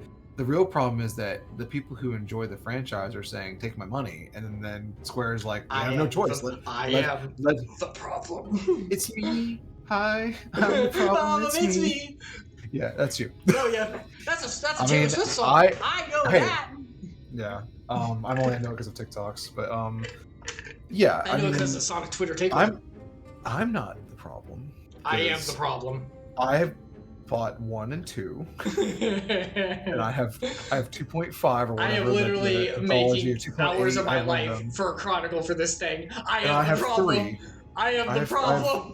I have all of the main stories. I played. No, you don't have to play. Okay, never mind. I played your copy of it, I think.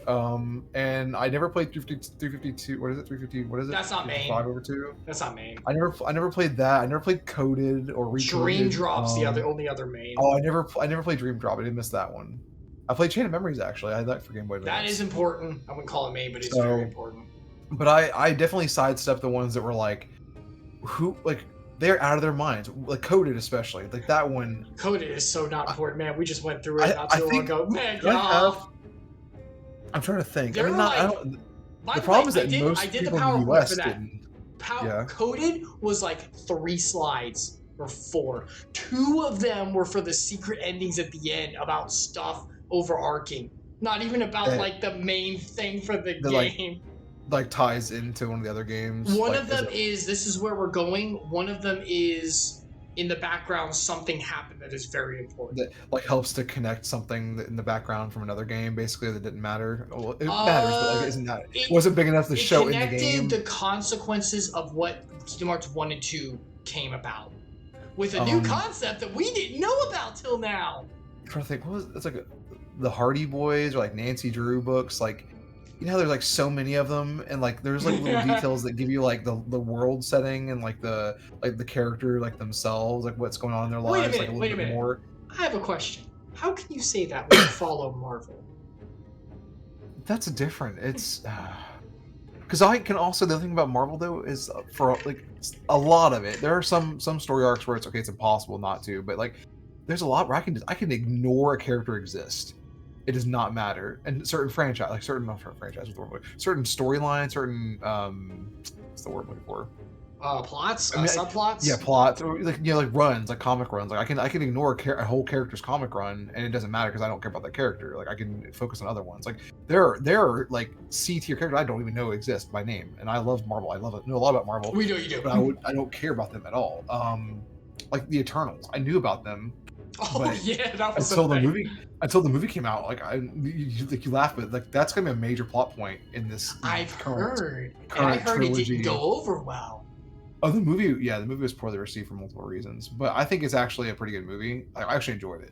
I think you should see it. It's interesting. I gotta catch up with all the Marvels. It's the most artsy of the Marvel movies. Is I think one of the problems. Like people just want, where's my action Marvel movie? Where's my comic book movie? Okay. I think that's part of the problem when some people hated it. The other part is like some of the message is kind of weird, and then like some of it just kind of falls flat in some ways. And I think the problem is that they actually did a good job of setting up a sequel for once, like with continuing the main characters. Okay, yeah. Like, and it's not that obvious, but I feel like there's gonna be there is one. There is, right? No, there's no Eternals 2 planned yet. Oh, I thought that was fine. Not at all. No, there's definitely going to be some kind of crossover movie that features them, though, for sure. Okay. We're not sure when yet, but there's definitely going to be, because there's a post-credit scene that sets up another continuation for the story, a part of it at least. That movie did have a lot of weird, like, the ending actually sets up for other teams a lot, which is weird when you think about it. But anyway, But like as far as the comics goes, I was going to say I didn't read Eternals comic. Like, there's the Neil Gaiman run that's amazing apparently, and I didn't know about it until the movie was coming out. That's why I was, oh yeah, I should look into that. But I knew like Jack Kirby made them back in the 70s, but it was one of his. So like the problem with it is that Eternals was the Marvel take on the New Gods from DC, and if you know anything about New Gods from DC, like that was Jack Kirby's like favorite, most focused story he ever, like that was what he always wanted to write. Basically, that was his thing he always wanted to work on. And so that's like where Darkseid comes from. Like that's the Dark Side, or you say his name, I always say it wrong. The guy like Superman's biggest arch enemy, the anti-life guy. That's that story, like the anti-life, the New Gods, all that stuff. That's Jack Kirby's like big thing. He always wanted that, and the Celestials from Marvel. But the Eternals was just literally the ripoff of New Gods. That's all they were in the original comic run. And then Neil Gaiman like kind of rebooted it in the 2000s, I think, like 2003 or something. And that's what the movie is more closely related to, really, is that Neil Gaiman run of it. And it was more about the characters themselves, less about like the overarching story. Because that was one of the things Jack Kirby always was about, this like bigger picture. Like, the whole like he established the whole, there's the Eternals, the Deviants, and then humankind. And Deviants were Eternals that were kind of like corrupted and had this horrible gene that made them like not good, and then humans would split off into being humans, and then the X-Men, the humans with the X gene that lets them mutate faster, different, more different. And then the Eternals were like basically godlike men amongst, like they were humanoids that were basically like god level powers was the idea, and their whole goal was to protect humans from the Deviants. And that's kind of what the story is loosely now, but it's a little bit different in the MCU. But yeah, that for whatever reason brought the Eternals the first place now. Oh yeah, because they're like a C tier story. No one really cared about them. They were basically like, okay, we want to write an X-Men style story, but not quite be X-Men, but they're like more powerful than normal X-Men too, and they're treated like basically like how like gods and like mythology are treated. That's what they want. That's what the story is. That's what the MCU take on. It's pretty close to that. Pretty good for that in that way, but like that, those characters don't matter. So I literally never had to read when I was a kid. I didn't read them. I read Iron Man. I read Spider-Man comics. I read some of the main Avengers stuff, but I didn't read Eternals. I didn't read Eternals. I didn't even know, like I knew they existed like tertiary, but I did not realize what they were about at all until later.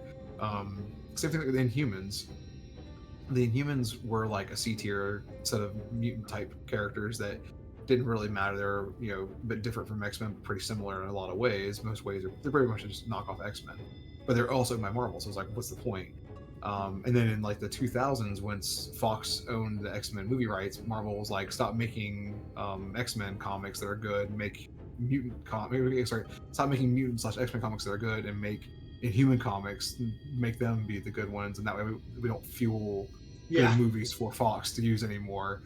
And then once Disney bought Fox, they reversed that, and now the X-Men comics have had like this really great Renaissance era again in the 2010s and on. Excuse me. So like, you don't have to know everything in the Marvel comics. My point, really, like you don't have to even know certain characters exist to be able to enjoy it. Now there are some weird crossover events, like big events like Secret Wars and stuff, where you literally would need to know, if you wanted to consume all of that story, you have to have learned everything about the entire universe.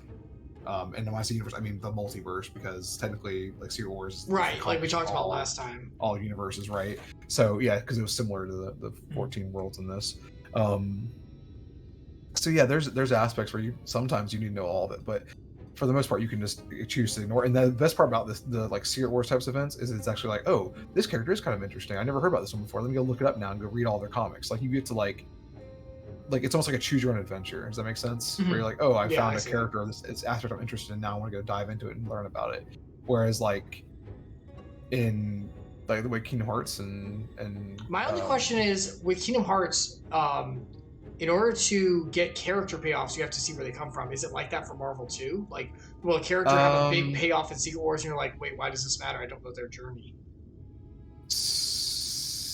I'm trying to think. Like, some character, like there's a few of those big arcs. Like a most recent one was Null, the god of symbiotes. was a big arc. The King in Black he has a lot of aliases.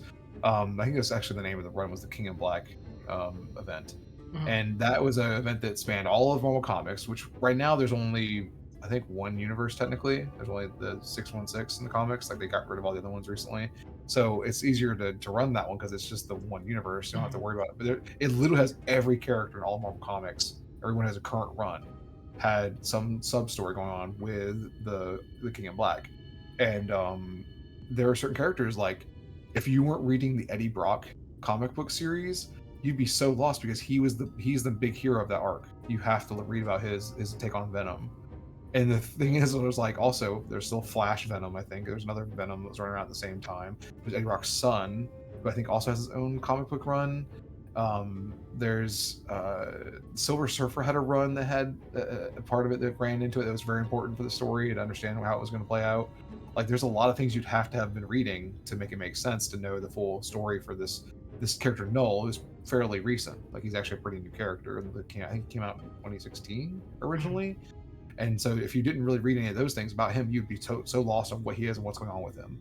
And so there's that kind of thing where you have to go back and learn for some characters. But like there was like the Black Knight had a character arc that even if you just knew the Black Knight exists as a character and like kind of knew his thing was like, oh, his sword makes him do evil things or whatever. If you knew that vague detail about him, that's like since he's been around, that's been his detail, his like true defining trait, I should say. If you knew that was all you need to know. And then there was an arc he went through during the King in Black storyline that's really good, like really good arc for him. Like actually developed his character, actually progressed him quite a bit. Like I'm interested to see what they do. And it all took place in the King of Black stuff, so you don't really have to.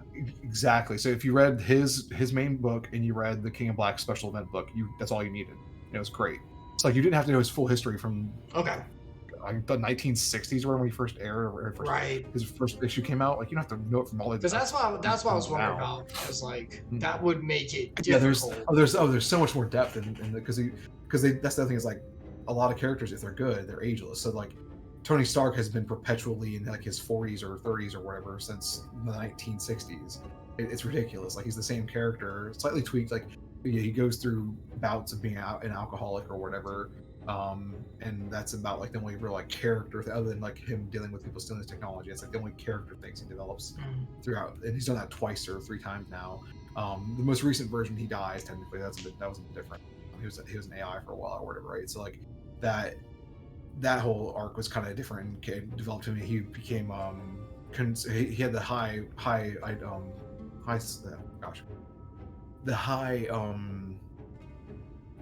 word I'm looking for? Philosophy debate of what is he, because he was an AI. So is he still Tony Stark, or is he this thing that's like Tony Stark? It's kind of Soma. Soma, am I real? Just because I think going beyond what's his name, Francis Bacon, was that his name? I think Bacon, yeah. I think therefore I am going out beyond his. If you really think, then is that really what makes you? Or are you what you're based on? Especially like he's. Like technically, the AI would be like a descendant of Tony in a sense, right? Maybe it'd be more accurate to describe it. It's not actually Tony still, but that was this whole dilemma. Like, really, what am I?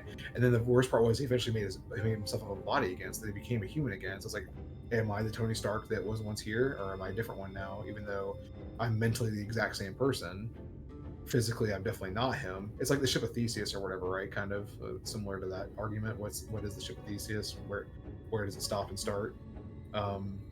With its parts being changed out over time, but it's kind of interesting, character arc. But I don't know, it is a lot to try and consume all of that for an individual character. So yeah, it is a lot more baggage, I could say, for things like comics. But in general, you can kind of like that. Knowing those arcs didn't help you with the King of Black, so it didn't matter. True. If you're getting into like some of the newer generations, like the Riri Williams, the new Ironheart girl, if you're getting into her, which I say new, she came out like 2014. 12. If you're getting into that character, it helps to know that Tony died because Tony's AI version becomes her mentor. So like, if you don't know he died, it's kind of like what's going on here, And then also in that same time period, Dr. Doom becomes Iron Man for a while, takes on the mantle, and he actually decides to go to great good. He decides to be a good guy and undo some of not undo, but repent for some of his transgressions, right? So like you get Dr. Doom. pretending to be Iron Man, and then Riri's like, hey, wait, he's my mentor, even if he's dead. You know, you can't be pretending to be him. And then those two become friends because they're kind of consoling over the loss of Tony, like what he meant to them, in a way, you know, and how they can bond, even though they're like not, they wouldn't be expected to be relatable characters. So there's a lot of like there are those deeper lore things you kind of have to get into if you really care, but like you don't have to though. You don't have to care about that. So whereas Kingdom Hearts, I think to get you definitely there's probably some characters in Kingdom Hearts you can make the same argument about, but you don't need 350 over 2 days. You could miss that and recode it, but you have to have Birth by Sleep. You couldn't miss that. Yeah, those characters are too central to the overarching. And like, Chain of Memories, unfortunately, is too.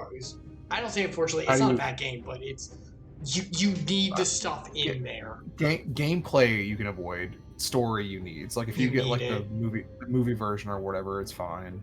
But and that's so the only two would be recoded in 358, which is that's not much. Skip. Because the rest are needed. So I'll just say, like, how do you? There are some characters you just can't skip. You can't skip like Vanitas. You can't skip. Obviously, can't skip. But then again, you've got Kingdom Hearts is like a single story, whereas comics are like interwoven stories. So it makes sense in comics why you can miss more because there's like a middle point you can go through, and you don't need all of this necessarily. But with Kingdom Hearts is just the middle point. But the middle point might be longer because it's just a middle point. Kingdom Hearts is a tapestry, a single tapestry, whereas like the MCU or Marvel Comics in general, I should say, is a bunch of tapestries together, and you can choose which one you want to check, and they just happen to have threads that are shared. That's kind of how it works, which is a weird analogy because that's not realistic. Why would you have? I guess it's a communal blanket. Everybody goes to share it. Yeah, it's like a big communal. I've always said it's in a box. Like there's a box of the universe, and everyone operates in the box. And which thread do you follow in the box? And sometimes there's all the threads come together in the box, or a lot of them. And they split off again. But not always, And where it splits, you can choose whether you want to follow or not. And that's pretty true. Like there's a lot. Like I used to love Silver Surfer, but I don't know all of his stories. Like I've never read every comic for Silver Surfer, so I have like certain runs I know. Like the base like introduction to Galactus with him, like that part was interesting. I love. So I guess in comics it's more of like individual character studies and individual character narratives. It's more with some overarching. It's the comic run really, because like some of them are character or team based, and then you have some that are like actual place based, which is makes it more complex. It's more like the ones where it's like there's this community or this like place that they focus on. Those are more like Kingdom Hearts to me, where there's like a lot going on, there's a lot of threads for you to track, but they're usually more involved and intense stories. Whereas like if it's just a character following a single character or following a team up, like Avengers or whatever, those can be a little bit more character focused, and then you can kind of drop in and out. And like there are parts of Avengers where it's like, okay, Avengers is a long-running individual comics series, but then all of the characters in Avengers have their own individual comics as well. So there's like Captain America, Thor, and Iron Man, right? And you can like go in and out of those side character stories and go back to like usually the Avengers plots will have like character traits that change from the main story will come into the Avengers, or like say like the Baxter building was where they were running the Avengers for a little while, but it's like something happened there in the Fantastic Four run, so they had to kick them out. So like the Baxter building's like been destroyed, so they have to find somewhere else. So now we're at like a different facility that Tony set up or something for the Avengers to use, that kind of thing. So like you'll see like impacts from others, but like, they don't really matter to you. That like it's just like this is an incidental detail that we wanted to share with you, and maybe it's like enough like I will check out what happened, why did that happen. But it also could just be like, who cares? Like, who cares if they move temporarily just because you did that in another story? It doesn't really make it different. But yeah. Okay, speaking of story, let's read the next line on this. Okay. All right. Concentrate on the survivors. We must save every life we can. Oh, they're probably all dead by now, but yeah, we took too long. But what if? She's so worried someone's gonna become the. Yeah, I mean that's a decent worry then. Understood, my lord. As captain of the guard, however, I will not watch you brave such danger without an escort from our ranks. I insist I go with you. She loves him. Very well. Then our warden slaying party shall include myself, the Liviers, as I said, it's been a while, I think so. Captain Lina, and last but not least, Yo, insert name here. the most important piece. Yeah, but we're the warrior of light. We're on the wrong side. By the way, you know that our Echo is going to protect us from being the warden, right? It's an enthrallment, probably. It probably functions the same way. You said that last time, and I kind of agree with that. That makes sense. Which is good, because look, they're using the concept and connecting it and not introducing a whole new concept. It's just a different flavor. Look at that. Nomura, how about you do that like Persona does? Instead of create a new freaking Dream Eater when you could have been using Heartless the whole time. We're going to get there. We'll get there. I don't understand that. But yeah, I was going to say... We'll be the next game. I'm worried that it's going to be the opposite in the story here, though. And since we're the Warriors of Light, that Heidelin is like corrupt in this setting or something, Holy and we'll crap. just become the Warden immediately or something crazy. Oh my gosh, that'd be amazing. Can we get a cool, like, angelic form? Oh my god. Could you imagine if they let you have one, you get to, like, customize it? Wow. That would be... It's not that kind of game. That would be so cool. You're right, because it's not a good gameplay type game. If anything, we'll all transform into a generic... Or maybe it's, like, by whatever race you are, I guess, maybe. But I would say generic monster that we all become the same monster, probably. Alright, go ahead. A formidable group indeed. Into Holminster, cannot read. Into Holminster we go. Once we reach the Lightwarden, do not hold back. We strike to kill. Why was he smirking like slightly as he said that? That wasn't the right face for that dialogue. Switch? Instance dungeons enter its sequential main scenario quest can be created solo. Oh, this is where you get the NPC people. Oh. Alternatively, you can also like duties like for duty. Well, you would need to follow the same rule restrictions as opposed to the duty finder. Alternatively, you can find party members via the duty finder as usual, and complete the distance with fellow players instead. Well, yeah, that's what we want to do. Can we have like NPCs and fellow players? Like, is that how this works? I don't know. I don't think so, because like they're here and you have to choose them. Can we do it right now and see if we can add 2 people or whatever? Yeah, okay. Go on ahead and queue up and see what you got on your side. I leave it to you. You're better at this kind of stuff. You said heal up? What? Queue up. Oh shoot, hold on. Let me switch. Yeah, switch to White Mage. But I was just saying, can I like top? Who do you? If you wanted one of these people, who do you want to go with us? I kind of want the Exarch. I think the Exarch would be good. I don't know what his power says, but I imagine it's probably something good. All right, you choose Exarch. I'll choose Bunny Girl for no reason whatsoever. I was gonna say Lina probably is basically just a DD. I'm looking at. She's fine. Okay, going ahead and by the way, while he's looking, everyone, ta-da! Look at the new outfit. Did you get invited to this? No. Check it out, everyone. New White Mage outfit. No, so you can't do it with the NPC party partially. That sucks. When I asked the Exarch to join me, and it asked me to swap out people in the party. So it immediately had him. He's a tank. He's considered he's an all-rounder is his class. Okay. Alisei is a red.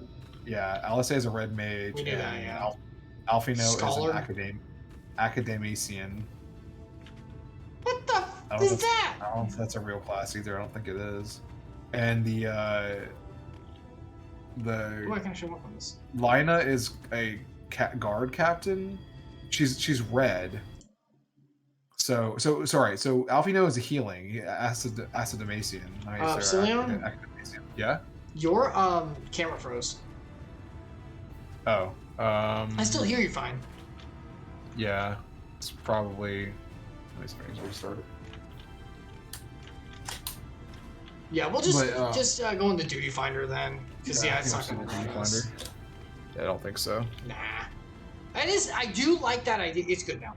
I do like that idea. I did hear they introduced it where you can like do dungeons by yourself, because this is such a it's such a story heavy game. You could play it by yourself, and that is cool how you can like have the actual party with you and do it with the characters. Okay. Let's see what.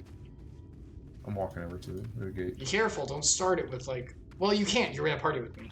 Yeah, party with other players. It's easier to do it that way. It just automatically highlights whatever the duty is. That makes it easier for me instead of looking through the menu. Oh yeah.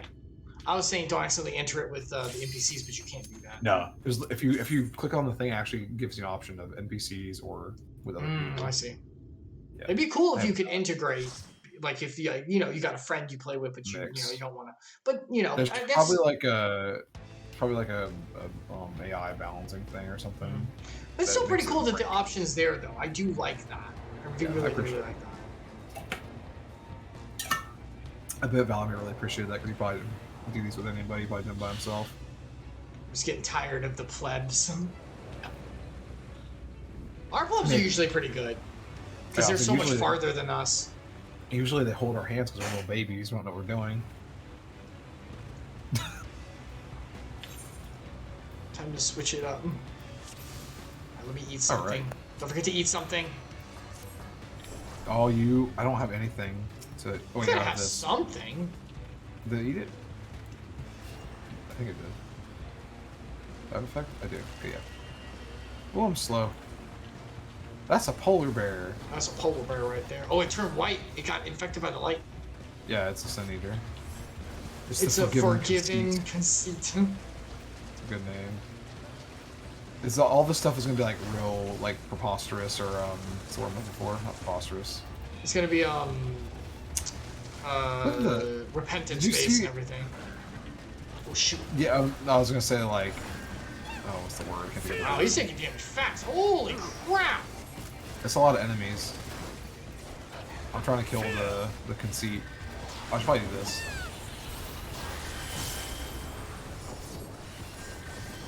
To do cure too. Jeez.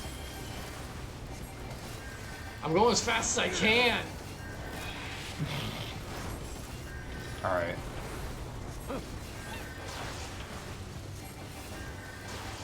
Where's my?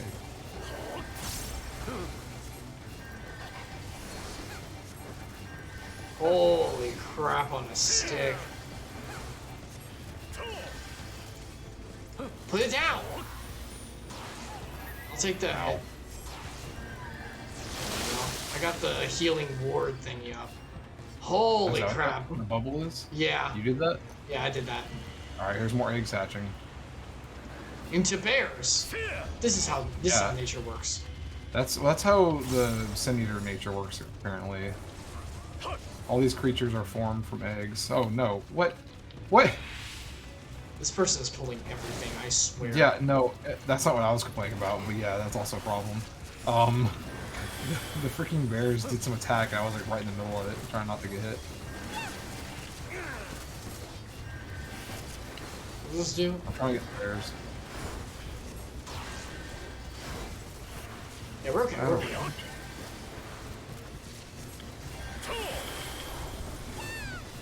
Holy crap, dude, I can't keep you alive through this.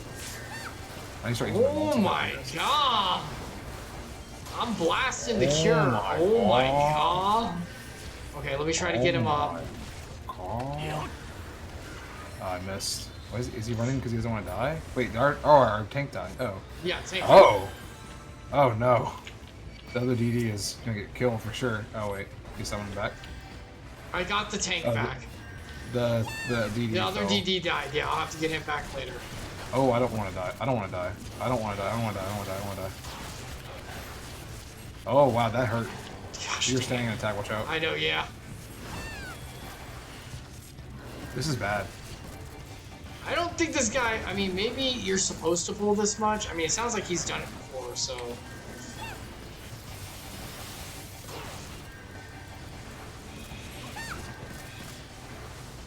I'm gonna have to take this. Put it down! Barely alive. Well. Oh, they're targeting me. I'm about to die. They're targeting me too. I'm dead. Oh, we're all dead. What? Oh, third adder's still alive. Sorry, that may have been too many. Yeah! Yeah, I think that was too many. Okay, so respawn. Oh my god. We're not forgiven. Oh my god. Well, now I'll be worse, because I won't have as much defense. I'm already struggling. Where's the DD? The other DD? Is he still up here? Waiting? Yeah, I think he might still be up there. Oh, I guess he's got out of. Oh, he's gonna chase. That pull got me yesterday too. It's the bears. Well, then don't do it again. It's like that got me yesterday too. Then don't do it. That's the DD saying that. Oh, okay. Sorry. I didn't see those were two different things. Yeah, the tank needs to take it easy. I mean, it's okay to pull a lot. I just like there's like a limit. Much, there's only so much you can heal for at a time. Cooldowns. Alright. Yeah, whatever. That was easy enough. Yeah, 1v1, I can take care of these things. That's not that bad. What's the another DD's a ninja? Yes, ninja. Ninja. Nippon. Nippon. Ninja from Nippon.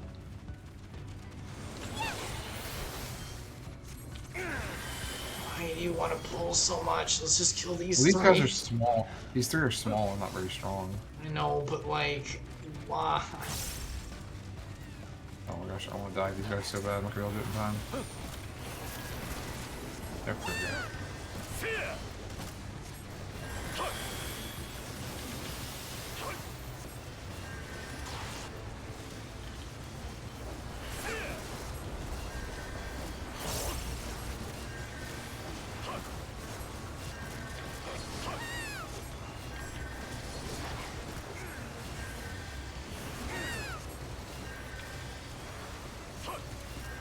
There we go.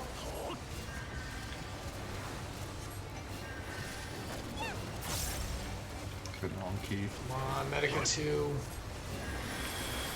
Cure 2. What? Come on, oh, target. There we go. What happened? Alright, they're all basically dead now. Yeah. I'll try any multi-attack so I can go faster because he has that big of a group. I definitely do more damage with the multi-hit. Oh god. Oh, that's cool. Is that a that's the normal one, right? It's not a special. It's a more powerful one, but it's not a warden, no. I feel like you're playing Bayo now. I've never played Bayo. I still need to. Oh, I haven't either. Sasha has. Sasha liked the first one a lot, she said. I mean, I love Platinum games. That's just one of the ones I never liked. I never cared for the aesthetic of it, so I didn't really bother. You don't like pretty girl? You don't like pretty hot women fighting? I don't like the whole like gothic. I'm hit. What is going on? Am I dead? No, I didn't get hit by anything. Oh my gosh, where do I stand? What's safe?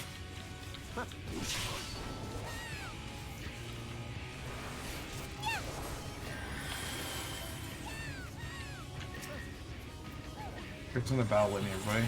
Enjoy your increased damage. What is... Oh, that was a big damage. Didn't expect her to do that. Yeah, we're fine. I'm about to get the thing back up that I had. There you go. Everyone gets their life. Oh, jeez, that was a big hit for him. Ah, she interrupted my last attack. What is going on? We have to attack the orbs? No, they're not targeted. Nope, don't protect it, don't protect it, just get out of the thing. Yeah, this is like this one area. What is... I want to be... I think he summoned the frog. I think he did the Naruto summon. Yeah, that's what I was saying. I want to be a shinobi and summon Gamabunta. Like, what the heck? Is that what, Claw 2 does? Is that, like... What? Just spends all... Shibubi's character. Yeah. Is that what he does as her character? Just summoning frogs all day? I never noticed that before. Probably. I don't think we've ever done a duty with Shibubi before, actually, now I think about it. Have we not? I don't know. I feel like we've done like We might random... I think we did like Levy Quest with them when we first started playing, and then we realized that the experience game from that was crap, so then we stopped doing it. Yeah, Levy Quest is not worth it. Oh my gosh, this grid of damage is so terrible. Please. Oh, where do I stand? I have no idea. I'm about to get killed, probably. I'm done. Bye. I'm no longer... Ow, that hurt. Yep. I'm dead. Yep, we're both dead. Ah! Well, we're not the only ones. The other guy did. I'm responding because I can't revive anyone. Maybe they'll win. I know what. No, how much farther was it? I didn't see what the hell. I don't think it was that much farther. I don't think it was good though. For a tank in 1DD that's almost dead. Oh, is the DD still there? No, the DD died with us. Oh, I thought third editor was still in the No, fight. the DD died with us. Oh, so it's just the tank then. It's just the tank. Wait, if the DD didn't die, why is its health like slowly regenerating? It should be full health. No, you don't regen full. I just did. I didn't. I had to recover. I just respawned with full health. Really? Oh. Yeah. I did not. Sure? I did not. I swear, I go pro. I think Check he's still the doing it.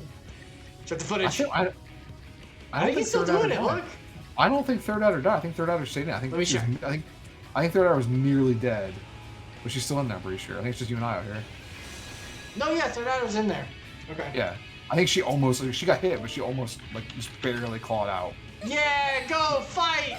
Yeah!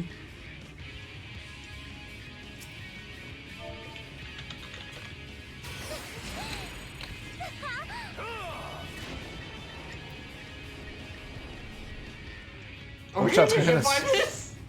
Is it actually I'm gonna so hit us? curious. I'm so curious. I want to die again. It doesn't hit. No, it's inside. Just Yeah, like our my healing can't affect them inside. Their attacks can't affect. The magical barrier prevents. Oh wow. It's like, see, the combat is good if you know what it does. Once again. This is a weird Third situation. I shouldn't have cheered for them. I've cursed them. It has like what 1% health? Come on. Oh, clinging on. Up. All right, back up a little bit. Don't stand too close to the gate, just in case while they come back. All right, if this time I don't die, I think we can probably get enough damage to finish them. Yeah, I mean, once again, if anyone wants to know our gripes, it's like that's a really cool fight if you know how it works.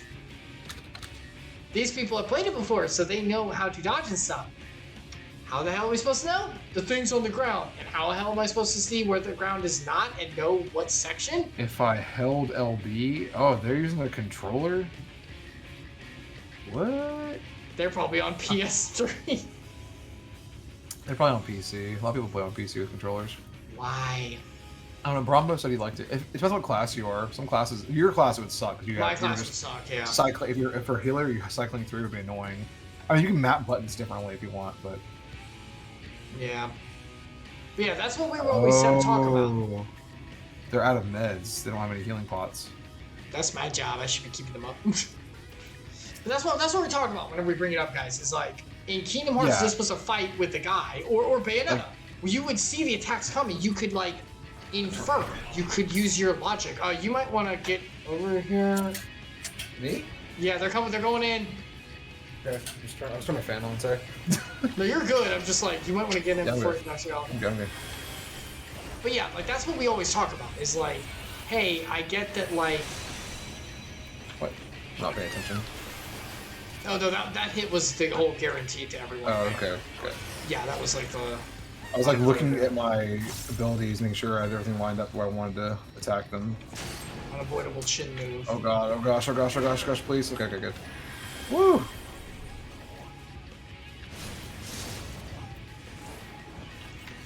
I can't even. Can't target? Oh yeah, there you go. Here, have a Dia. There's some damage over time. You have an idea? In that last battle. No, an idea. Yeah, an idea.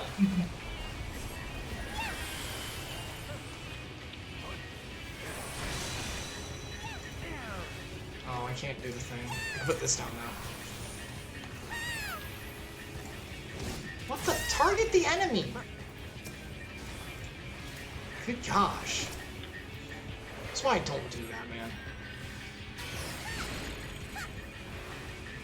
Alright, what is it gonna be?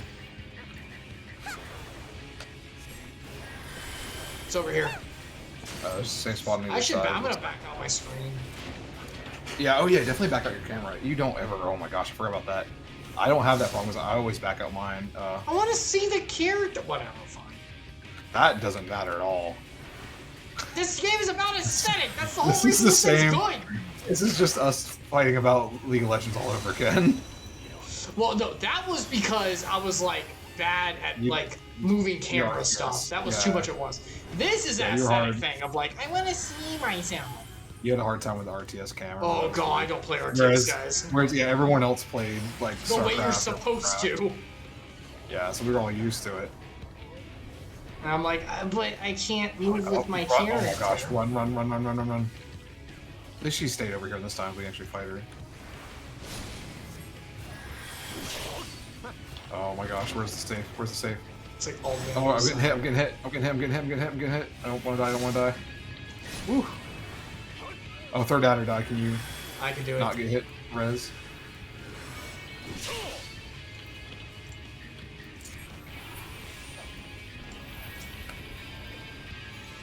Where are my things?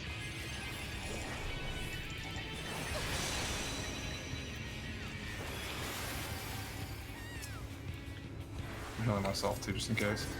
Battle litany. Come on, heal.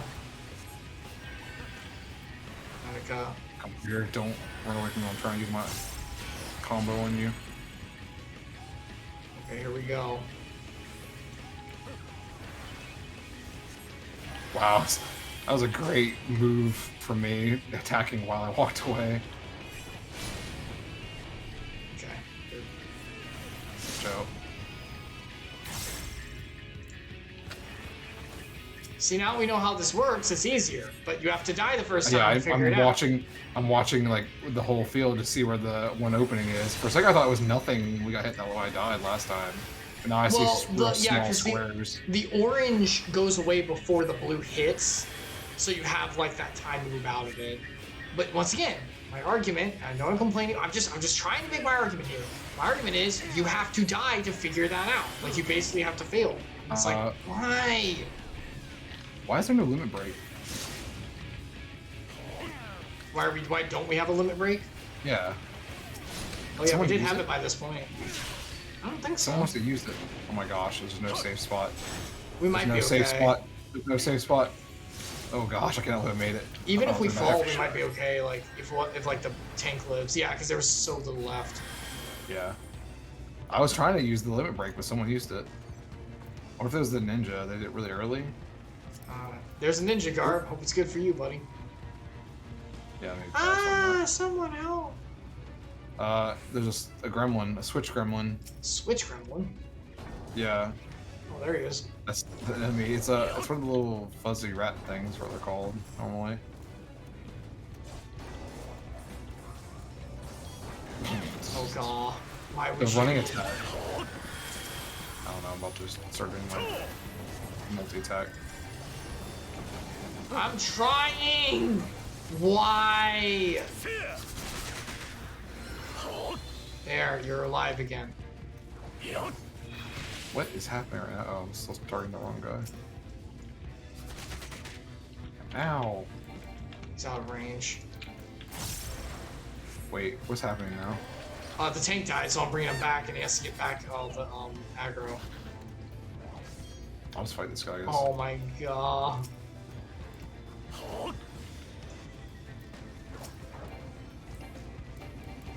Come on. You like this? You like this? Oh, he's out of range. I can't hit him now. You can't even do the thing. Can't do my piercing. Oh, they're all coming from me, by the way. They're all coming from me. Where is he? Come get them, please.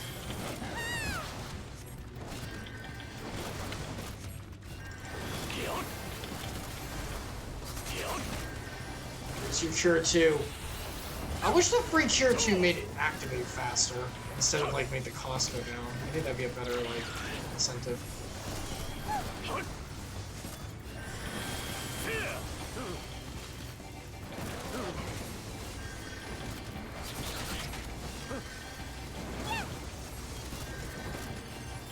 How's he doing? He's living.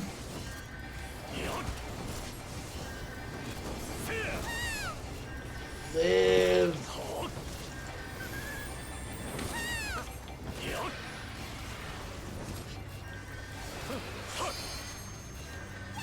There, okay, we're done. There. Everybody's back now. Holy crap. I don't like using that combo attack. It's not. It does more damage, but it's more annoying sequence to hit. I need to make a combo for it. Macro. Yeah, macro for it because I don't have one for it yet.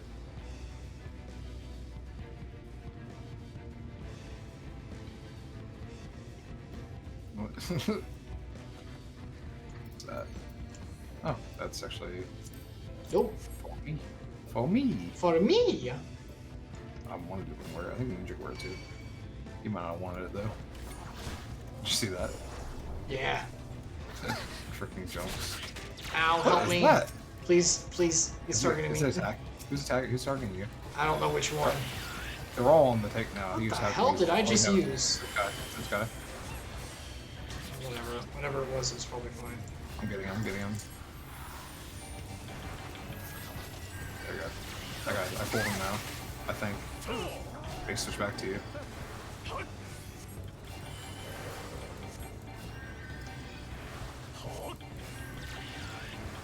Come on.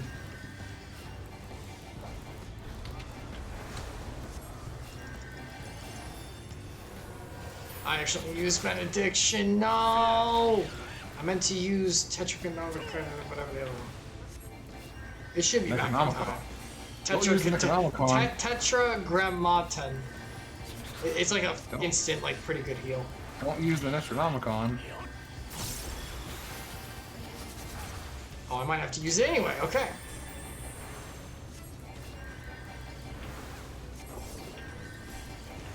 Trying to get Medica 2 out so all the healing does more. Right. Holy crap. Okay, we're good. Oh, coffer. I missed the coffer. No one wants these junk coffers. I don't want that.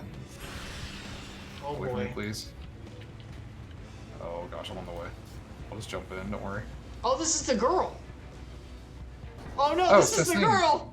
It's our friend. Why would they just make this a mini boss? I guess to make it have more weight. No, but shouldn't there be more than that? Less narrative weight, more weight in this individual part of the story. This individual part of the I guess. the duty ring. That's what I was trying to say. Duty. I'm trying to say duty. Shut up, child. I am. That was good damage, son. That was good damage. I got a ball on me. I got 2 balls. I got 4 balls.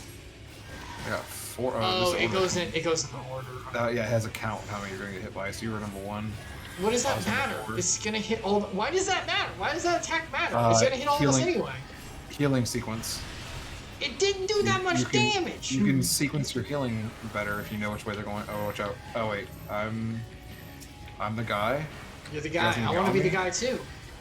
Oh, they absorbed the damage I died on myself. How nice. I want to be the guy too. What's this icky white stuff on the ground? What the heck? Alright, I shouldn't do some. What the heck? You see that? What is this anyway? So, oh, I'm bleeding. It does like a bleed. I guess I'll just. Oh, this poor girl. Wait, please. Ow. Maybe. Oh, I can't do that yet. I should put my thing on her.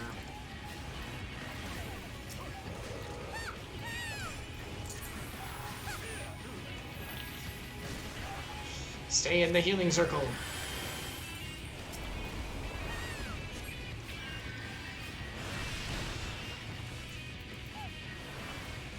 Boop. Poor Tesleen. She's a grotesque winged abomination. Grotesque wing. Oh, we should stay all together. Take all the damage.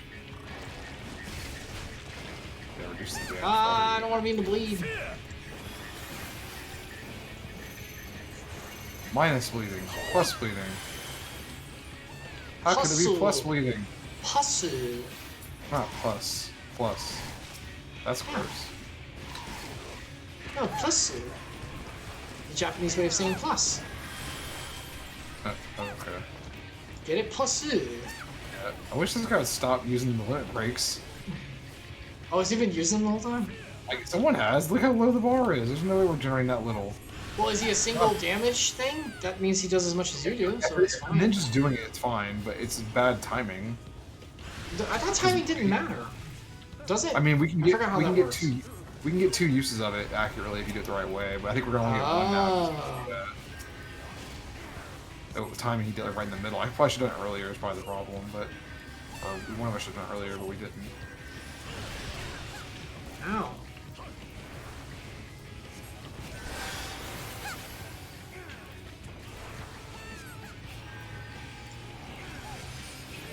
Let's say, where's my thing? Don't move. Stay right there. You're good. Not you, the other person. Ah, I'm in the white sticky stuff. Finish him. Finish him. Kill her. Yeah. How dare you? Finish him. We know her. Finish him. Ooh, this is for me. Ooh, I want it. Ooh, this is actually better. Need. Heck yeah, I got a better choker. That was a big guy up ahead, attacking some eggs. Oh my gosh, what did he do? Egg. Oh my gosh, no, dude. I can't even jump into this properly.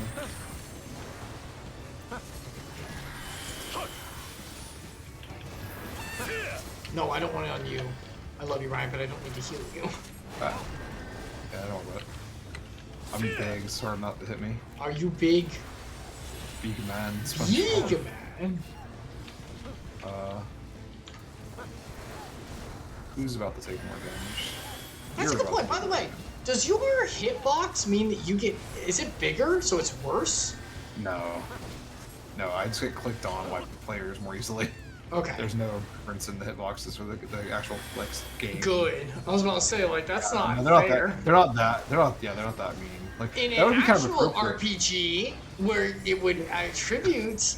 It would actually matter. Because that would be my choice. I'd be like, okay, I chose to be a bigger guy who gets better stats. Yeah. I don't have better defense because I'm bigger. If I had better defensive stats because I was bigger, or better constitution or whatever, then that would be appropriate. It'd be balancing. But that's not how the game works. It's not that realistic. Vindictus does that actually. Yes, it does. The game I was just thinking about. Guy who has the pillar, he's like that in that game. I should probably not fight myself. Karak, I can't remember his name. I think it's Karak, yeah. Yeah. Not Korok, not the things from Zelda, but similar. Assimilated. A man by a simile. Buy a simile? I'd like to buy a simile. I'd like to buy a bow. I'd like to buy a wife. But you don't want to buy a bow? Nah. How are you going to start a movement if you don't have a bow? I'll just keep it inside. All inside. Never poop. Nobody, yeah, who poops? Who does Nobody that? poops? That's gross. That's the book you're going to get your kids. Nobody poops. Nobody poops. Our good friend Bob thinks that way, right? Oh! My god, silly, are you okay? Whoa! What No. happened? They all hatched to attack me because I was on top of them.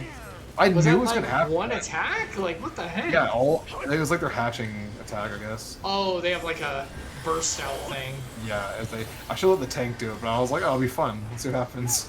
I knew it wasn't going to be good. That's I think it was what going to be that happens. bad. Yeah, and I learned my lesson. Did you learn your lesson? Yeah. Are you gonna be good boy?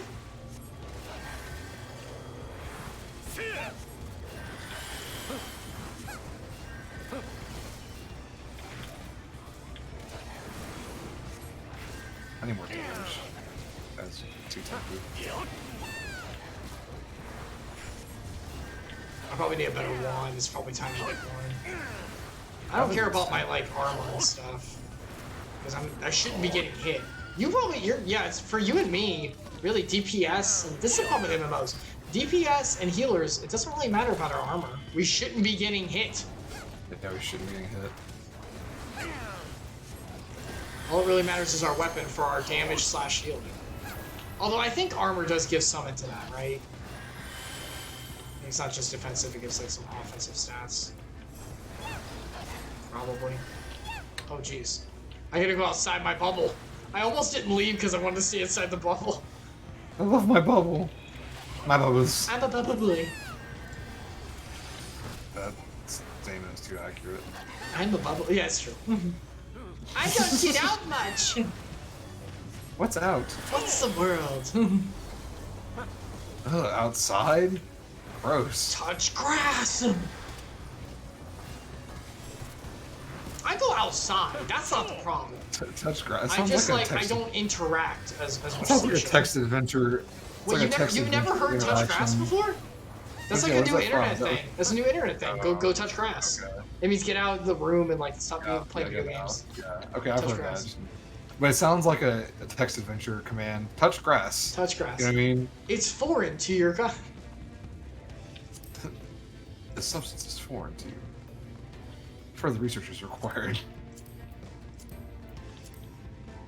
Pass on that. Ooh, a dancer thing. Read on the dancer thing. That sounds like a hip hop song. Greed on the dancer. Greed on the dancer. Oh, what's this? Oh, hello. It's a boss. Lightwarden. Oh, look at this thing. That's a Kingdom Hearts monster. I've never seen one. Yes, it is. This is a nobody right here. The white color scheme, but the mouth is particularly very. Oh yeah, this is like it's heartless in design, but the color scheme is nobody. Actually, this is a new form of entity. You see, whenever a person loses their heart, but a nobody is there. Shut up, Laura. Shut up. Yeah. We joke, but he'll do it one day. There'll be another form, new beast. You see, when a person loses their heart, there's also the soul. And that's what everyone thought. Watch his fists, apparently. Oh, okay, I have to like actually watch the. Well, I'm on his tail, so I don't. Yeah, really we're on care. the butt, so I think we're fine. That's right. I'm supposed to be on the butt. Beyond the button. That's my job. Beyond the button. Don't ask Sasha. She says that's not my job, but she doesn't know anything. What the hell? What? Ow. Okay, that hurt a lot. I'm alright. Don't sit in the middle. Watch where the thing shows in the ground. It's flashing. That's what you should okay. watch. I'll make a joke because he said to watch the fist.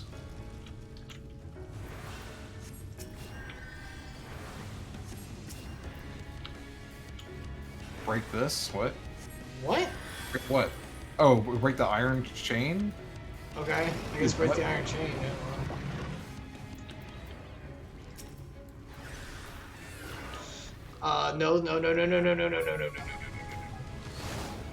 I was trying to. I was really trying to. I didn't know where I was supposed to. Where I was allowed to go. Oh my gosh! I'm all over the place. Oh my god! Ow! Did you just die? No. No, I'm just on the ground. Hurt. Why just use that? That was unnecessary. Okay, I guess we separate from each other. I'm guessing. Hoping. Oh yeah. Yeah, it looks about right. Oh, I have the thing. Everyone go to him. Everyone go to you. Yeah. Okay, we're in the bubble too, so I'll help. Yeah, it helped a lot. Yeah, babu. My bubbles. My babus.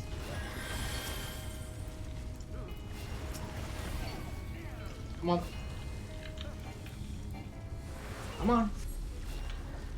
Get away. Get away. Oh, get away from the middle. Yeah, get away from the edge. Yeah, out to the edges when he does that. What is this? Oh god. He's gonna do a spin. What? Oh, watch out. Watch out. Oh my gosh. Oh my gosh. Watch out for the fists. Watch out for the fists. Ow! Oh my gosh, I'm dead. There's no way. I'm dead. Oh my god! You're running the wrong gap. I'm the only one who's in the safe part. Everyone else is in the bad part. Oh my god. I love how these mechanics are so intuitive. How long is this stupid attack? Oh, the third adder died. Oh god, I'm coming to you guys. But you died too? Oh, you died too? Yeah, I'm dead. Oh, I died! I was the How first did one I to die? How did I die? I had the thing on me. I have no idea, man. That's what I'm saying. It's like, why were you watching chat? Do you want me to watch chat or on the screen? Like, that's my problem with this. Yeah, I hate that. I mean, like...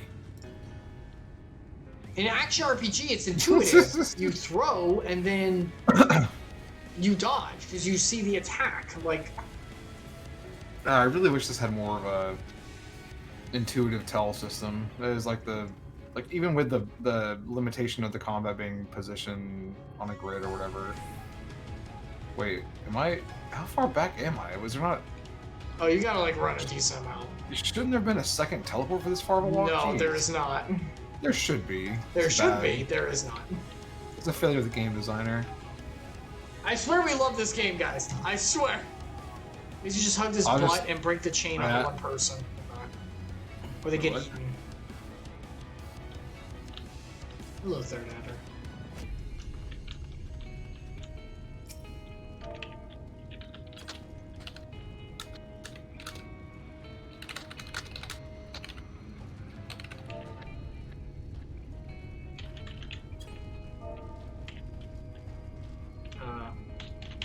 Nothing.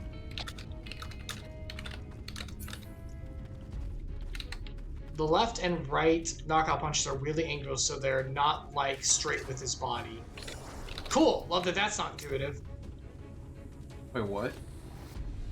The punches aren't like. Oh yeah, yeah. They're not. They're like to the side. I noticed that when we were fighting him. That's cool. I love how that's intuitive. We love this game. I swear, guys. I promise you, we like this game. I like the story in this game. I'm not gonna lie. I'm so over the combat. I had this like high expectations. Like one day it'll be really cool, like fun, good like systems. And it's just like getting started. Because someone once told me like the monk class, and this was like you were actually playing like a monk in. Oh my gosh, don't sit in the middle. Someone once told me the monk class, and this was like playing like Vindictus or whatever, or like playing an action RPG Black Desert or something, like a Black Desert action RPG style. And that was just a lie, clearly, because that's not what this combat is like at all. Man, I wish Black Desert was good. Oh, you need to break the thing. Oh. Who has it? Who's on it? Oh. I don't know. Just some guy.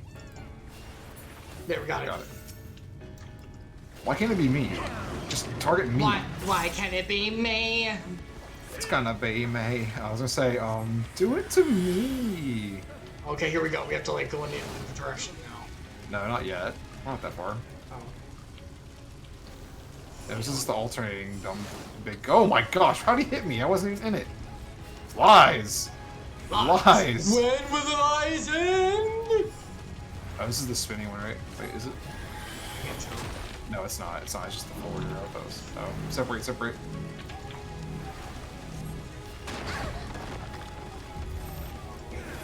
Everyone come to me! Everybody good? I think so. I didn't even join that one. Did you die? But did you die? No, I hurt you guys more because I wasn't there to help take the damage. That's one of the ones you share the damage to make it less. Spinning soon. Yeah, he's getting ready. Get away from him, get away. Get to the middle, or get to the edge, I mean, not the middle. Whoa! How'd that do so much damage the second time? Oh god, oh god. Comes. I'm ready, Eddie. Ready.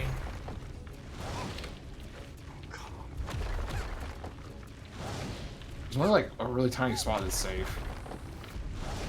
We're on the other side. Yeah, I keep splitting up from you guys, but as long as you're safe, that's all that matters. Yeah, there's two sections that are like two 1/6 wedges that are safe. I'm attacking while I'm doing this too. I guess I could put Shitty little spears, but I can throw toothpicks all day. I throw toothpicks all day. Oh, he's done. Wow, we survived it. We did it. We did it. Oh, we all need to come up. Oh, running. I'm running. I'm not gonna make it. Running. Oh, we got full limit break. Someone pop it. I had to cancel inside that attack. Oh god. Oh, please don't let him kill me. Please don't let him kill me. Oh my god, that hurt. Why were you in it? That only did 7% of his health, by the way, when I full limit break. That's almost 10. I mean, it's not great, but it's, you know, and... Oh god, help! Oh shit, they have the chain. Oh, I keep missing it. We got it. I just keep missing it. Okay, What okay. Oh, please. I'm not used to that being a thing. Someone being held captive, like right on top of them. I guess I'll put this on. Not being very observant today, I guess, is part of the problem. Well, it's just there's so much crap going on. I just want to do damage. I just want to do my job. I need to back up a little bit. That's right. Okay, Dexter's doing good. What's he doing now? What he doing now? Nothing. He's attacking Dexter. Alright, now it's split up, split up.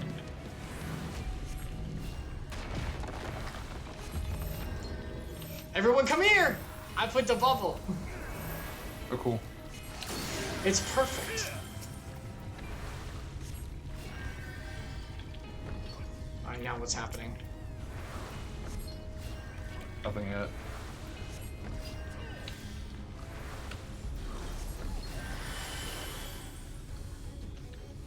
What is that? What is on him? Oh, everyone get away. I see, I see. Alright, we're good. You just jumped right where he was standing. Oh no, spinning. oh no, get on the other way, get on the way. Okay. Which way is he spinning that way? What is this? What are the popping out of the ground thing? What is that? He's smacking the ground and it's making stalactites pop up. What the? Are you dead? No, but how am I supposed to avoid this? I'm dead. How am I supposed to avoid the stalactites? There's a spot. There's a safe spot. You have to like stand right between. It's real small. You can't walk too far forward, and you don't walk. Like stay out of the next. Why don't attack the zone. stalactites have the thing on the ground to show me where they're coming? I hate this so much. Okay. Good luck, you two. What's he doing right now? Oh God. Please no, please no. I cannot get out of that in time. How much health does he have? 5%. 5%. It's all you, Chase, or whatever, Dexter. Go, Dexter, go!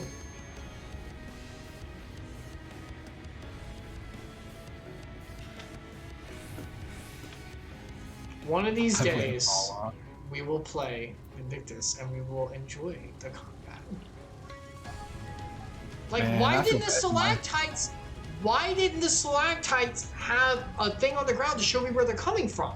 They just pop out all over the place. I'm like, where am I supposed to go? Where are the stalagmites coming from? So it happens in front of him. I was on his side. Like, it was happening on the side of him, not on the front. Did he win? Did he win? Oh, he died too. Oh my god. Oh, my Like bones stopped. that is my argument, man. I'm serious. Like, it's like you can't just pop out damage and be like, well, you're supposed to know to stand here. It's like, well, there's no indicator. It's like, well, but you're supposed to see the damage come and then you move closer. It's like, that's just trial and error. There's nothing here that distinguishes this is the safe spot, except watching my friends get hit or me. Oh wow, I got new armor on just because it's better stats, but that. Oh, can I put on my? I lost my style. It might help a little bit, maybe. Hell yeah, put on a better choker. Can I apply Glamour Plate right now? It's not allowed to, right? There's no way. No, you can't. Oh yeah, you can't open the menu even. I think that one actually looks pretty okay. I look like a weird knight now. I'd rather be a dragoon. This looks like what a like tank wears normally. It's very tanky looking. Alright, here we go. Oh, this is their first run too. They're just really good. They're just good players. Not bad like me. Oh yeah, I guess the NPCs. That guy said he did it with the NPCs, the trust, and they showed kind of how to fight it. Oh, that's cool. But, Okay, but the party members here are doing that. You can't react that fast. Like, there's no way you can react that quick. What if it pauses the combat? Oh, that'd be so cool. What if they actually made it? It'd be like the first level Mega Man X. Like a good tutorial. It'd be a good game. A good game. We're gonna get so many hate letters, man. No, we're not. I don't care. Oh, if I'm right this center. I'm dead. I'm so. Well, I didn't. No, that didn't even do that much. Oh, the second it did because I ran back too fast. Yeah, the first one did nothing. I thought it did a lot of damage. Chains. Oh. Wait, what? Oh yeah, chains. Yep. Now chains.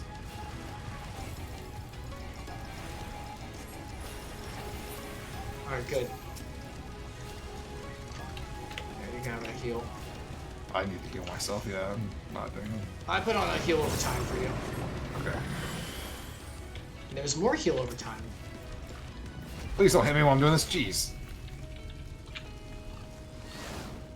Alright, what now? What's your second move, huh? He's doing the swipes. Yeah, I'm trying to, like, watch there. I'm trying to use his arm as a telegraph to help me. Because he does have animations. He does! I'm just staring at my hotbar trying to wait for my next move to come up because I don't have my moves like great right now. Oh, it's too far. I need to redo my hotbar. This is bad. That was a good amount of damage. Not too bad. Everyone come over to what's his name? He's in the middle underneath him. I did not take much damage all the time. That was good. My computer's being a little laggy. Here, have damage over time, enemy. Get away. He's gonna jump. Get him backing up, backing up. He took on the jump. Alright, he's gonna work the middle. That was good. Oh crap! Here we go. Okay, it's this way. Okay, I'm right here. Alright, keep moving towards the left. Yep, just a little bit, not too far. You're walking into the attack. There's a very small, like 1/6 of the circle wedge you can stand in, and you're safe. Like right against the right against the gold line. That's where you want to stay, basically. Just on the safe side of it, and then you're good. It's the same on both. It's just more awkward if you're on the side that's leading the tail, I think. Or no, behind the tail. We're leading the tail on is actually easier to tell, I think. Okay, he's done. It's over. Finally, the dart's on you. We have what's it called, by the way? Oh yeah, Limit. I'll use it. Be careful, you're right in front of him. Oh no, I'm hit. Well, I got the limit break off as he hit me, so it's fine. Oh, get out of the way, Oh my gosh. Icarus. Why would it put how'd me that right hit there? How'd that hit me? How did it hit me? What? I wasn't in I it. need 2 of these. I'll wait for you. You got it. Oh, don't my hit, gosh, please. no, please. Run through, oh, run wait, through, no, run no, through. it's the chain. Oh, the chain. Oh god. I'm dead. So I got you. nice. Oh. I'm gonna wait until. Yeah, wait as over. long as you need. No, do it now. The chain doesn't hurt anyone else, I don't think. Are you sure? It looks like it does that whole area. All right, now I'm gonna accept. I just want to come back and die immediately. Alright, here. Let me put this on the ground. Walk into the bubble. That'll help. Yeah, I'll need to pop a explosion too. That was definitely needed. What's he doing now? Who knows? Damage. I think he's just doing normal attacks. Yeah. Back that's what it all looks the way up. like. I'm good now, thank you.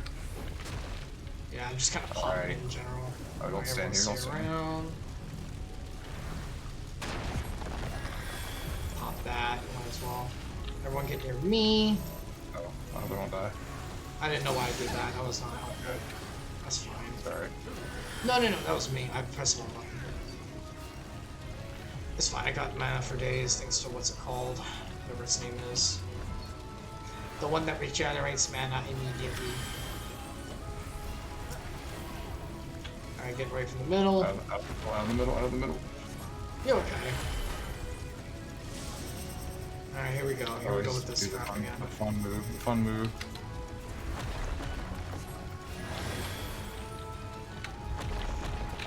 Or opposite sides. Yeah, leading the tail's so much easier, man. Yeah, this is a little bit harder, I think, actually, right? Because you gotta, like, pay attention to the rocks, really, on this one to know where to Yeah, stand. because I'm in front of the rocks now. I don't care about the rocks. But on the back end, like, they'll come to you. You really know where to stop, too, and that's, like, is the bars right next to you. Yeah, right I just stop right by the tail. I mean, it's kind of similar on this side, but it's not quite the same. I got hit by that because I'm dumb.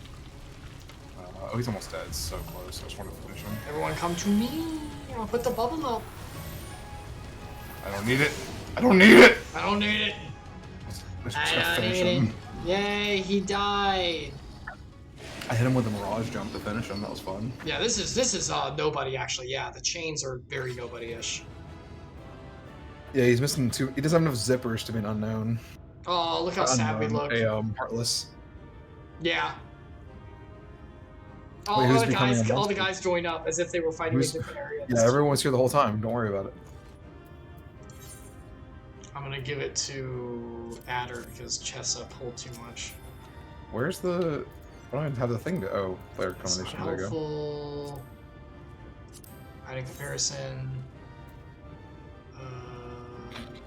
Yeah, I will read on that. That's for me. Oh, This is Scholar. I already have that. What? Adding Why comparison. am I here? What? This is the same. Wait, this one's better. I want it. When able to attain, you already possess one of that unique item. I do? Oh, is it not equipped? It is I left. equipped. I have to want. I left. It's all yours. I don't want that crap. I want. Wait. I want it. What? It's a cutscene. Okay, hold on. I'm leaving. Definitely do not have that item. Thank you very much. Oh, it's voice acted too. I'll stop on the first one though. Okay. I'm coming. Let me know when you hit. Click on the next. Go to the next dialogue, so I can kind of stay synced with you. Okay. Oh, the light. It's releasing its ether. Fall back. Okay, yeah, here we go. Here we go. I'm with you. Okay. Fall back. We cannot Click. let it touch us. Quickly, my lord, we must withdraw. That will not be necessary, Captain. Though I appreciate your concern.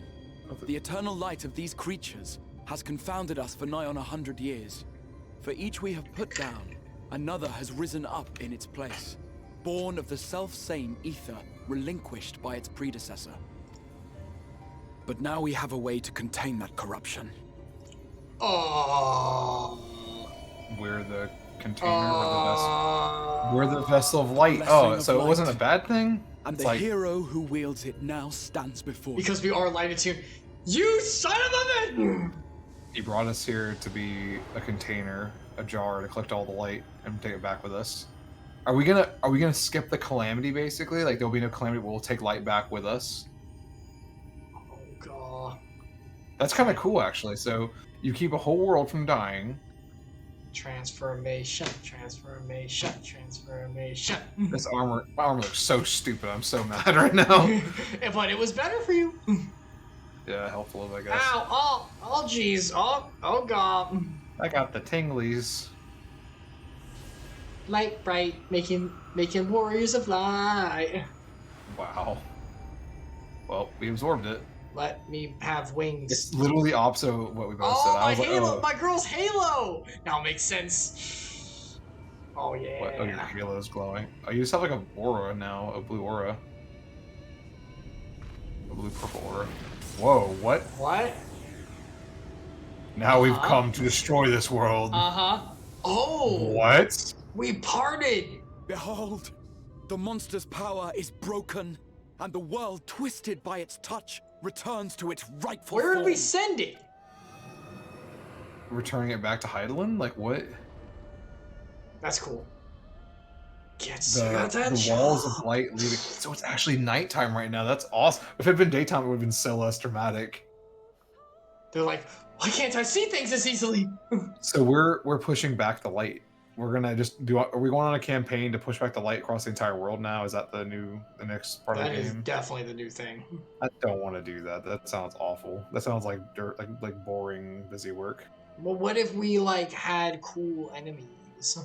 I guess that sounds like a. Everyone's like, That sounds like Squaresoft thing to do. Yeah. They're just like, oh my gosh, it's nighttime. I I feel want so people to tired. start falling down and falling asleep. Yeah, That'd I be so feel funny. so Like, tired. finally, I can rest. Scar, What happened? you called Are, me. are we dead? People who were born after the light are like, what is that? The sky is Yeah. black. This must be awful. The world's really ending now. Aww. Oh, there's a nerd dude with the books. The sunless sea. Oh yeah. The warrior of darkness has come. The sun, the sea. Wait, we're the warrior of light. Well, we got the Warrior of Darkness with us. Where is he? He hasn't shown himself He's recently. like with us, right? I mean, it's kind of loose. Loosey goose, a little Is soft that- magic system. What I think it is? Yes, baby. soft The night nerves. sky. As it should be. Who are you people? We're from another dimension. You killed a warden, then bathed in its ether as if it were a spring shower, and now the sky? The legends are true. That's right, baby.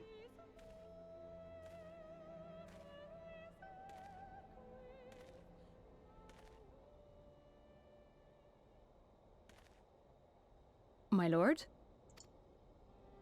How many years have I waited for this moment? For the one possessed of her blessing. Yeah, Heidelin. For you. Yeah, it's because of Heidelin. Yep.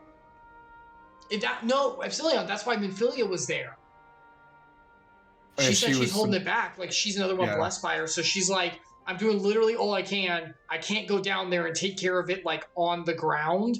So we need someone else blessed by Heidelin, and there's only one other person.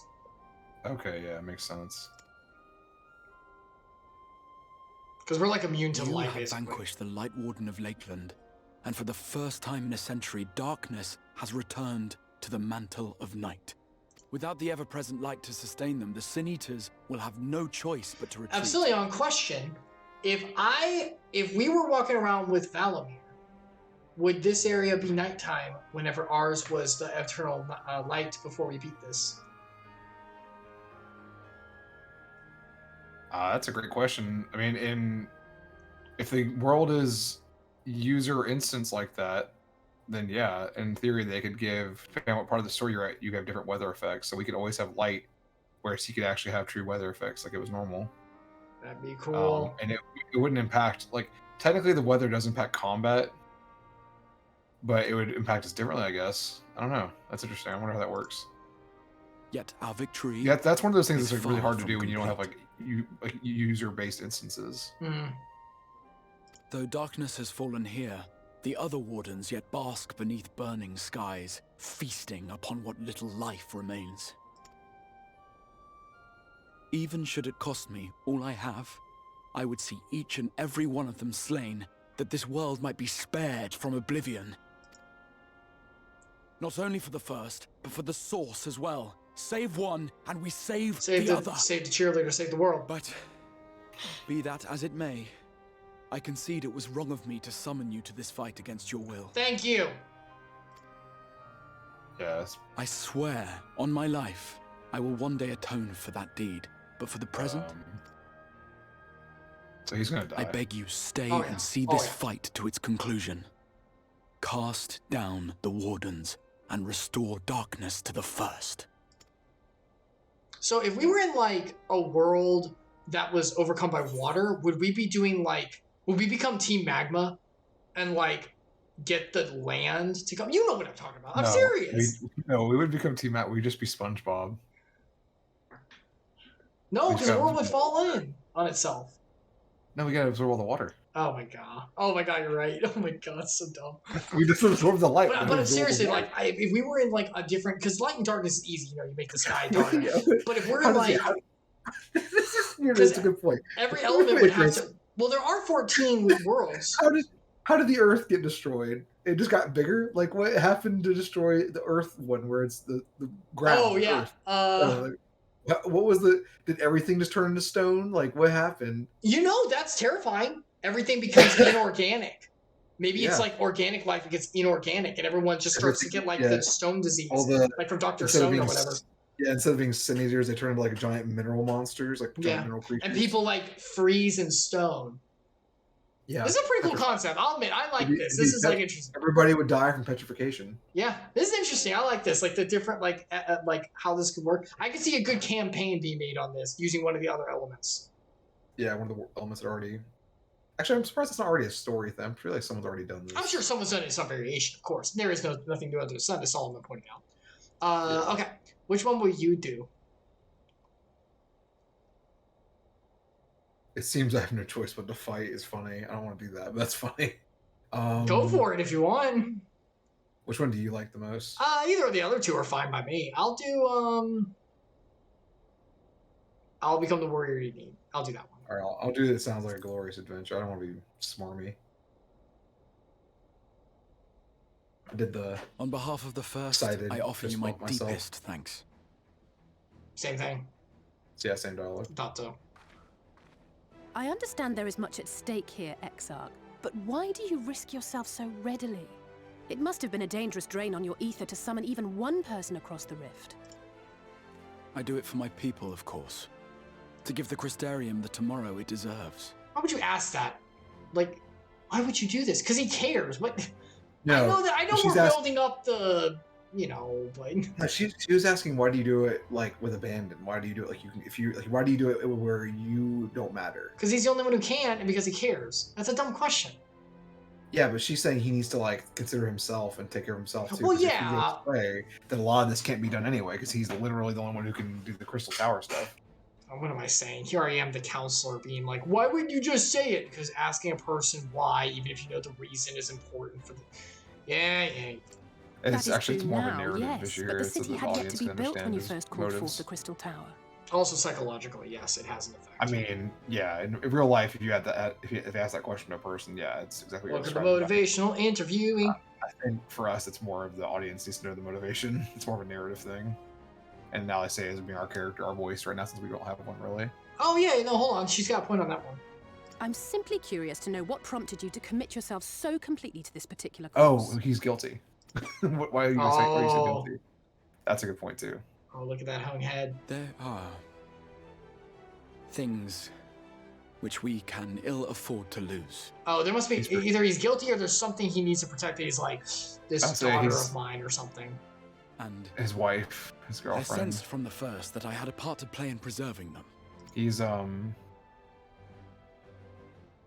Mr. Freeze. Forgive me. I fear the events of the day may have taken their toll. Despite appearances, I am an old man. One burdened with many difficult memories, some too painful to recall. Well then, I'm sorry for pressing you. It's a family failing, I'm afraid. Yeah. Family failing. One which has served us well more often than not. I Needless think to say, pressing people We will beyond continue what to they're fight at comfortable your with is side until important. the last Sin Eater is defeated. Yep, we're gonna do that. Come then, Yeah. my It's the warriors only of choice these guys darkness. have. Let So us the gather Crystal the Emperor keeps surviving them back. villages and make our way back to the Crystarium. Yay! We're the Warriors of Darkness now. Yay. We're the Man, this is baddies. so Japanese. We switched our team's side, like, to the opposite element in a weird way. And then also we have, like, the ghost of the predecessor watching over us. It's very Japanese. It's amazing. The sky. All right, let's answer this and then we'll be done because I need to Take a stop. break. Time to go pee. I mean, take a break. Whatever. I gotta eat and then study. Yeah. How quickly you have justified my faith in you. So many lives saved, and the sky itself heralds your success. A single victory in a large struggle, perhaps, but a momentous one nonetheless. Give me that Comfy. EXP. Oh, I took that on my wet mage. Gosh dang it, that was nice. You fool. My fool, I was a fool. Oh, I did get the other equipment. I could put it on. Okay, there, fine, whatever. Yeah, put it I on. put it on now. Yep. Put it Upgrade on. that. Okay. Put it on, though. Now I got pop stardom. Switch back. I got the Lakeland Ring of Slaying. Alright, let's talk to him one more time, and then Make we'll sure. stop there. Because I want to make sure we can get to the sanctuary. He's I'm looking guessing ahead they're to taking us there. Sure. I'm guessing they're going to take us, to Grisarium. They might.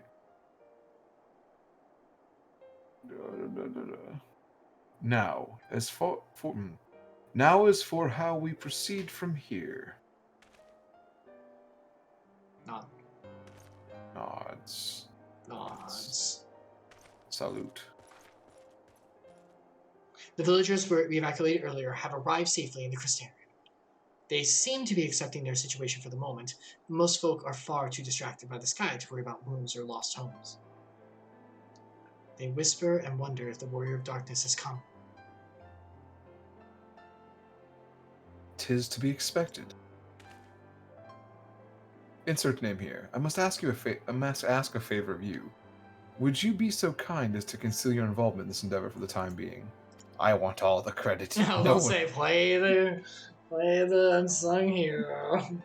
Seeing the light recede from Lakeland is a momentous occasion, and many will be swept up in a maelstrom of excitement and confusion. Should you come forth as the legendary warrior of darkness, I fear that no matter how good your intentions, such an appearance would throw the city into disarray. I find myself in agreement with the Exarch, although my concerns are more focused on Umor. It may be best if you maintain a low profile until we see how Valtteri responds. Yeah, he's like, yeah, and we don't want him to know that you're his enemy, because he's gonna be pissed. Yeah, you take away his dog. You threaten control. Like, he's pretty white. I wonder if he's actually a warden. He could. I'm telling you, yeah, I think like he's a warden who like has consciousness in some way, and he's like, yeah. Interesting. Yeah. My thanks. Though we cannot freely celebrate your success, pray allow your heart to be buoyed by the joy of our citizens, a joy you surely brought into being. Right. Can we go back to the Rosarium now, please? Ah, and I must ask the same discretion of you, Captain. 'Tis my intention to share with our people the tale of a great warrior who stood in defiance of the Senators. This unnamed champion defeated the Lightwarden, and has since departed for parts unknown. Yes? As you wish, my lord. Your perchant for mystery is nothing new, and I will encourage folk not to question us further. Although I expect to be told the whole truth of it one day, about all of you. We're just from a different world. Problem solved. With that settled, I shall return to the Crystarium and make an address to the people.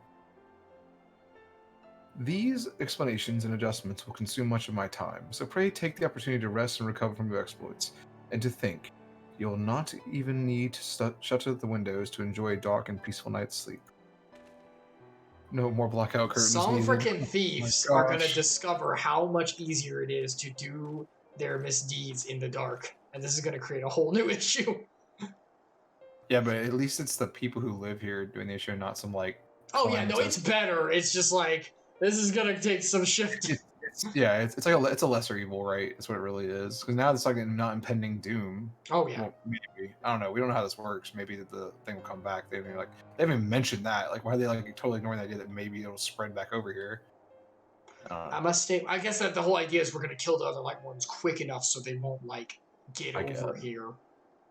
Because there's a set amount, so they can't cover everywhere with less numbers. So, yeah. I must stay behind to coordinate the evacuating of the remaining survivors. And I hesitate to ask after all you've done here. I ask you to pass on a message to on your way to Dependence. Please let Bragi know that we're bringing in a number of injured, and that any restoratives in the market need to be reserved for the infirmary. Yeah. So we got a quest. Little quest. Yeah, but it takes us back to the main area, so... Yeah.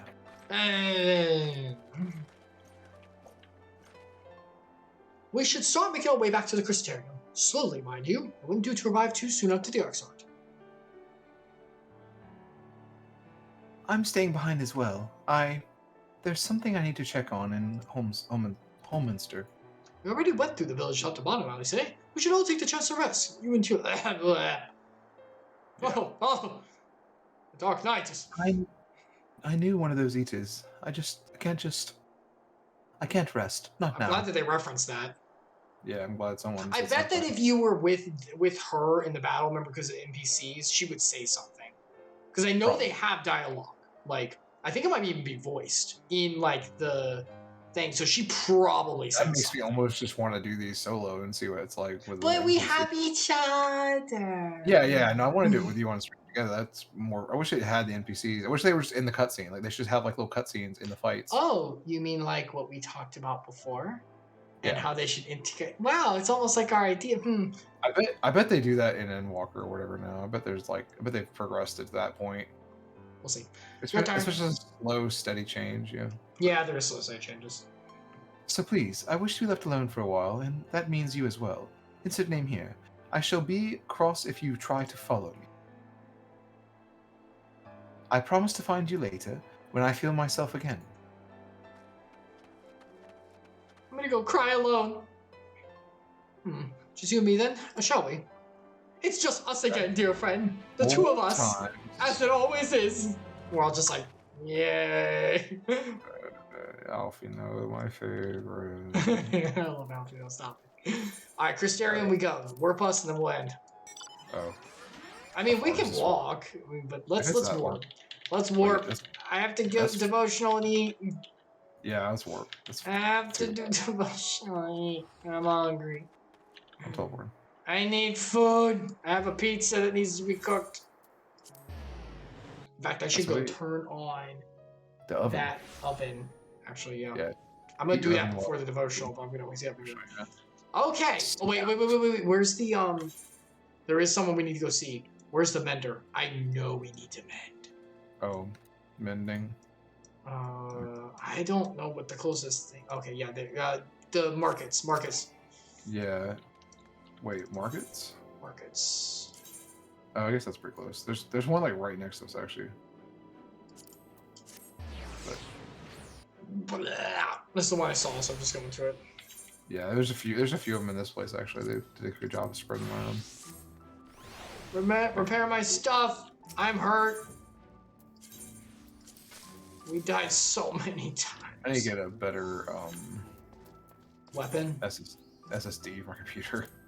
Oh, SSD. Oh shoot, that's right. I got a new glaive. That's right. Oh yeah. A new glaive? Oh, is that what you I use got as a new dancer? dancer. Yeah. Cool.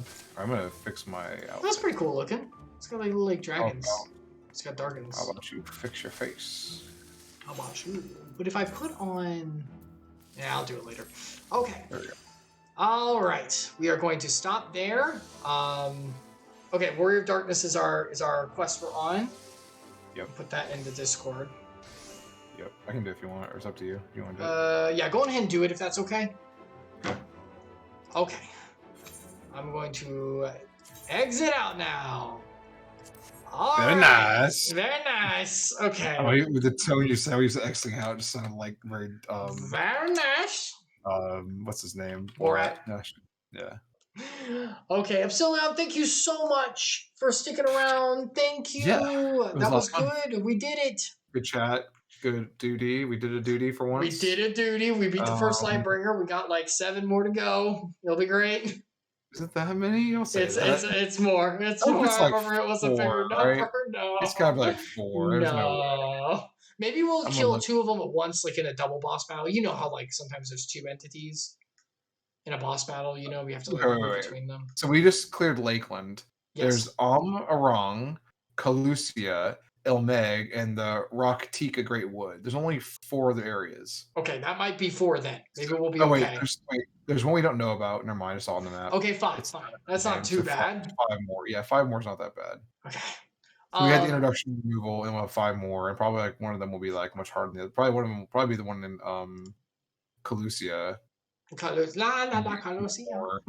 The more one, probably the last one. It'll be like the hardest because it'll be. Yeah, it'll be like the last one there. Also, that's the only one that's not technically connected. I think the rest of them are connected by the land. I think. So it's like the centerfold. Well, it's like the center is actually Lakeland. The map is centered there in the game, but I meant like the center of like the light issues. Maybe it's like because it's sectioned off on a sectioned off island. Yeah, we do that. Memory base. The light, yeah, that makes sense. Okay, Epsilion, thank you so much. Did you say yes for next weekend? Was that the last one that we were doing? Yeah, I think we talked last week was next week will be the last one because the 25th will be Christmas Day. No. But the 18th probably doable. And definitely not the 1st because that's New Year's. We're not doing that. Yeah. So basically it'll be next week, and then we'll have a 2-week break for sure, and then January we could resume on the 8th maybe if you're not. Yeah, the 8th should be fine on that one. Yeah, we can look into it. Okay. All right, Epsilion, thank you so much. I will talk to you later, my dear friend. Goodbye! Thought I need to cut you. I need to cut you off. Cut you off. Cut you off. Where is the cutoff button? There it is. Goodbye! Okay. All right, that'll do it for today. Oh my goodness. We did not do a lot in game, but we did a lot in like time spent, so I'm fine with that. Okay, give me 1 second while I get just chatting up. I'm also going to super fast in a very safe way. I'm going to go and turn on my oven. You have been cut. Hold on. I'm not even going to go and BRB because I'm like literally walking in the kitchen to put my oven to 425. It's fine. Give me a second. Where's babe? Hold on. Hold on. Hold on. Where's the stove? Good. Okay. That way I can eat the pizza soon, because I need to eat. I run the stream now. Don't listen. No, you do not. You are just a mod. You are not the original. Okay, thank you so much, everyone, for sticking around, for watching. As much as we do talk about the game, I want everyone to understand, we do like this thing. And I don't hate the combat. I just wish it was different. I like action RPG, okay? But yeah, so that was our dive of the Final Fantasy 14. We'll do it again next week. And that'll be the last one for a while, because we gotta do Christmas stuff, and we gotta do Dream Drop. We gotta do Kingdom Hearts Chronicle, and we'll be doing our first ever trial into WoW with Devisma, our awesome other moderator. And that'll come after Christmas. I will get the schedule up as soon as I can. I just have to talk to family about Christmas Eve to see if there's any time there. Maybe I can stream late, and we can start Dream Drop on then instead of Christmas. That way we can get moving, because I only have so long where the kids are out, and that's the best time to dive and do streams. So I'm trying to get Dream Drop done during that period. If it goes a little farther, that's fine, but I'm trying to get done. Anyway, if you are going to stick around a little longer, I am a believer of God's word, and I do like to share a little bit of that. Where is desktop? Where's desktop? There it is. Boop. So we are in Genesis 47. We are at the end of the first book of the Bible, the first steps of humanity and God's beginning of his work with us as humans. And so I wanted to go over the end here where we got this one, and I think one more. I believe it's it's two more. I think it's like two more after this, and then we're pretty much done with Genesis, which means maybe I can put everything in one for next time, and that way we'll end the big break on the end of Genesis. I'll see what I can do. But today we are doing the blessings to the children. So we have gone through the creation of man in Adam and Eve. We've gone through the beginning of Israel with, once again, Abraham being chosen by God's mercy, not by his choice or his good deeds or anything like that, which I started the book of Romans today, and it reemphasizes that as well. Paul does in his writings. It's so important to understand that it is the mercy of God that allowed Abraham to have the hope that he did, and the eternal hope through Jesus that came through his lineage. It's by God's mercy and love, not by anything we do, including Abraham himself. Because as we notice through our studies, Abraham and the lineage of Isaac and Jacob, everyone, was not perfect. Really wasn't. It was, they were not perfect people. They were actually pretty bad sometimes. But that's because of the Lord's love that they were able to move forward and have so much blessing.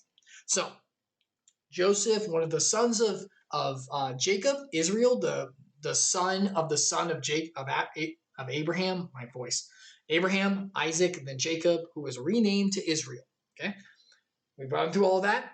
We are in Egypt because Joseph, one of his children, by God's blessing and Joseph's faith and God's work through that, was able to get all the family into Egypt whenever the famine was hitting.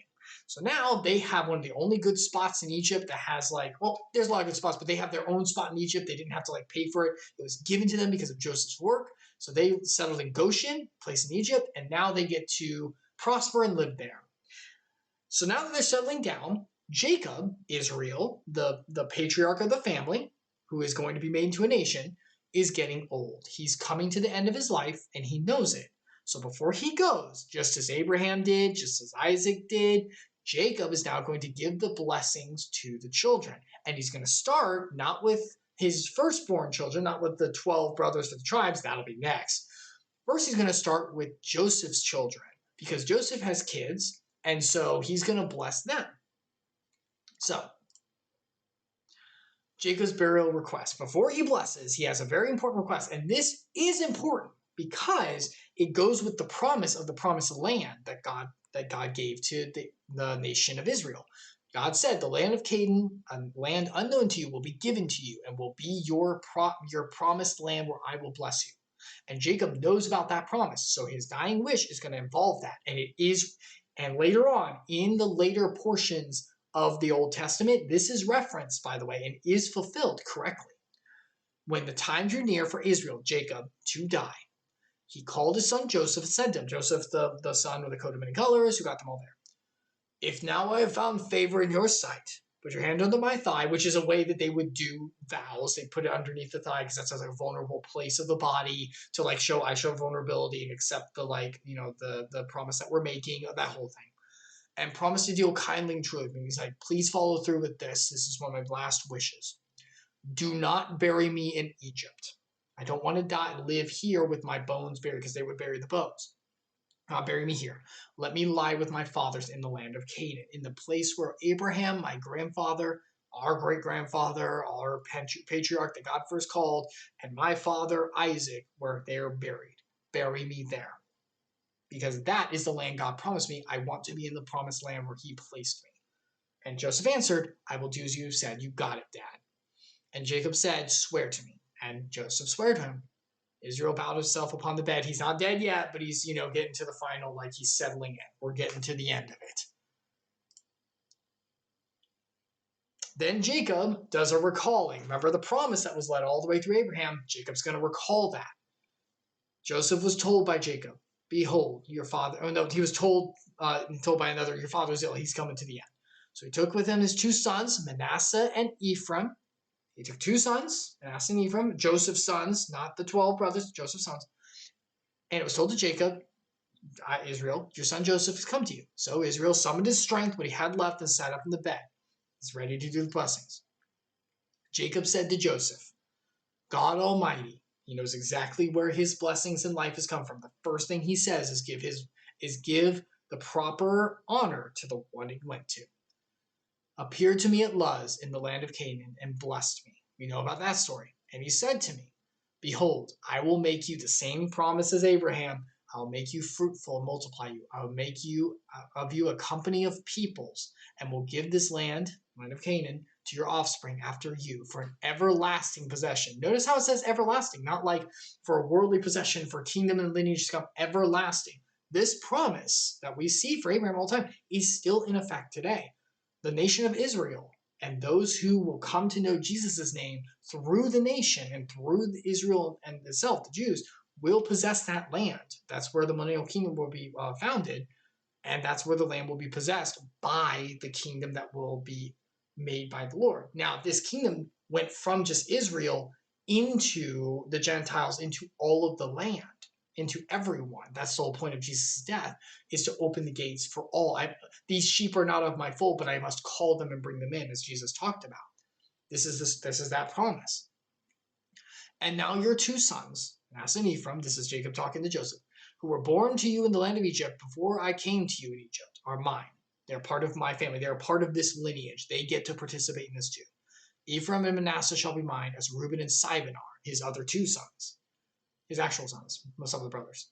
And the children that you fathered after them shall be yours. They shall be called the name of their brothers and their inheritance. As for me, when I came to Paddan, my sorrow for Rachel died because Rachel passed away, the wife he loved, because Leah not as much because the whole trickery thing, remember that? And died in the land of Canaan. She died in the land of Canaan where the promised land was, on the way, when there was still some distance to go to Ephraim. So I buried her there, and I buried her at Ephraim as Bethlehem. I'm not a biblical scholar. I don't think this is the Bethlehem of, Jesus' birth. I think it's different, because there are a lot of the same name of a lot of things, like a lot of places in the ancient world. So I'm not sure about that. So, blessings. Israel saw Joseph's sons. He said, who are these? Who are these two? And Joseph said, these are my sons who God has given to me. These are Manasseh and Ephraim. Because remember, Jacob's old. He's really old. So he's like, these who, whenever grandparents tend to forget. It's like, look, these are them. He said, bring them to me so I may bless them. Now, the eyes of Israel were dim with age, so he couldn't see, right? Just like Isaac's eyes, his dad's were dim. Okay, so this is the parallels. This actually happened, by the way. This is why it always goes in cycles. Isaac's, remember, his father's eyes were dim. So remember what Jacob did so many chapters ago, so long ago. He and his brother Esau, right? His brother Esau was like really hairy. Remember how he put on the animal hair and fooled his dad into giving him the blessing? And so the younger got it. Israel said to Joseph, I never expected to see your face, and behold, God has let me see your offspring also. I thought you were dead. Remember, I thought you were dead whenever you didn't come back that one day, whenever you were thrown in the pit because your brothers, because they sucked. And now I can see your offspring. I'm so blessed. Joseph removed them from his knees, and he bowed them with them to the earth. So Joseph took them both, Ephraim in his right hand, towards Israel's left hand, and Manasseh in his left towards Israel's right hand, and brought them near here. Israel stretched out his right hand and laid it on the head of Ephraim, who was the younger, and his left hand on the head of Manasseh, crossing his hands. Manasseh was the firstborn. And he blessed Joseph and said, notice, he did a change. He put the right hand, which is usually where the blessing comes from and all that, on the younger, and the left on the older. And he said, the God before whom my fathers Abraham and Isaac walked, we know them, the God who has been my shepherd all the long of my day, the angel who has redeemed me from all evil, bless the boys. And in them let my name be carried on, the name of the father Abraham and Isaac. Let them go into a multitude in the midst of the earth. Basically passing on the promise that God promised to Abraham, to Isaac, to Jacob, and now Jacob's giving to these two, and he will give to the brothers as well, to his firstborns, his children. But he's also given them to Joseph's kids. When Joseph saw, now Joseph's watching this, when he saw the father lay his right hand on Ephraim and displeased him, he's like, oh, wait, no, he moved it from Ephraim head to Manasseh. He's like, oh, no, that's the younger. Dad, you can't see. That's the younger. We need the older, because the way it went, as we learned with Jacob and Esau, the older got the blessing. The younger got blessings too, but the older got like the birthright, all that stuff. So he's like, no, this way, Father. The firstborn is over here. Put your right hand on his head, Manasseh. But his father refused. He said, nope. I know, my son. I know who they are. I know. Like, I know I can't see them very well, but I know. I'm not tricked like my dad was. I know what I'm doing. He shall become a people and also be great. Manasseh is also going to be awesome, the firstborn, like Esau was. It's going to be great. Nevertheless, the younger brother shall be greater than he, and his offspring shall become a multitude for nations. Now, the Lord's blessing comes as he deems it. There is no human interaction that trumps the Lord's will. So I want to put that first. I do think it's funny and that Jacob, the one who tricked his older brother out of the blessing as the younger got the blessing, is now going, the younger gets the blessing. Kind of a perpetuated difference, change-up cycle there, which is interesting. I think this is the only other time it happens. I don't think this perpetuates faster than that, further than this. But it is funny how it's like, okay, you're doing what you got earlier. Favors the younger. Which is bullcrap, because the older is obviously the I'm kidding, my little brother's fantastic.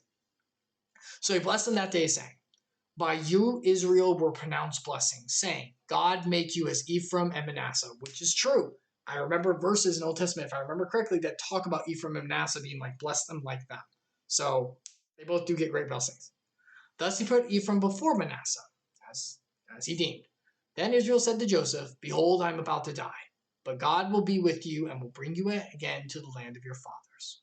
Moreover, I have given you, rather than your brothers, one mountain slope that I took from the hand of the Amorites with my sword and my bow. So he's like, you get an extra little thing here. So notice the promise here. I'm about to die, but God will be with you and bring you to the land of your fathers. Jacob's saying, we may be in Egypt now, but there will come a day where the Lord will make his promise true.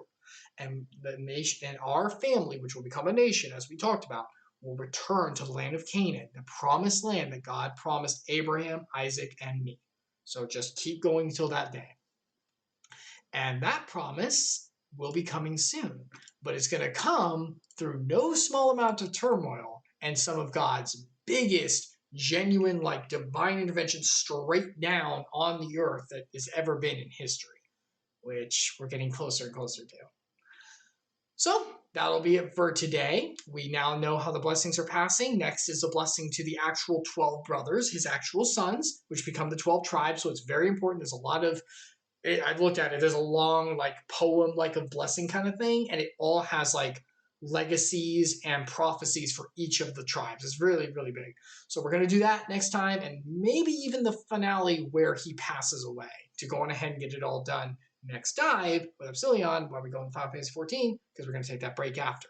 And with that break will come a big jump in time as well, because how they live in Egypt is going to get real different from how it is right now. It's really amiable and good right now, but in the future won't be as much. Anyway, I'm going to go ahead and cook my food and go and get studying done after. But thank you all so much for coming by. May God bless every single one of you, and I hope to see you next time. I don't know when I'm streaming again. Daedalus and I should be doing Bioshock on Wednesday. It's going to be Wednesday this week because change up of schedule stuff, and we'll see what else happens. I might try to stream a little bit more into coming weeks. It's just hard because of the studying, so we'll see how things go. Anyway, goodbye for now.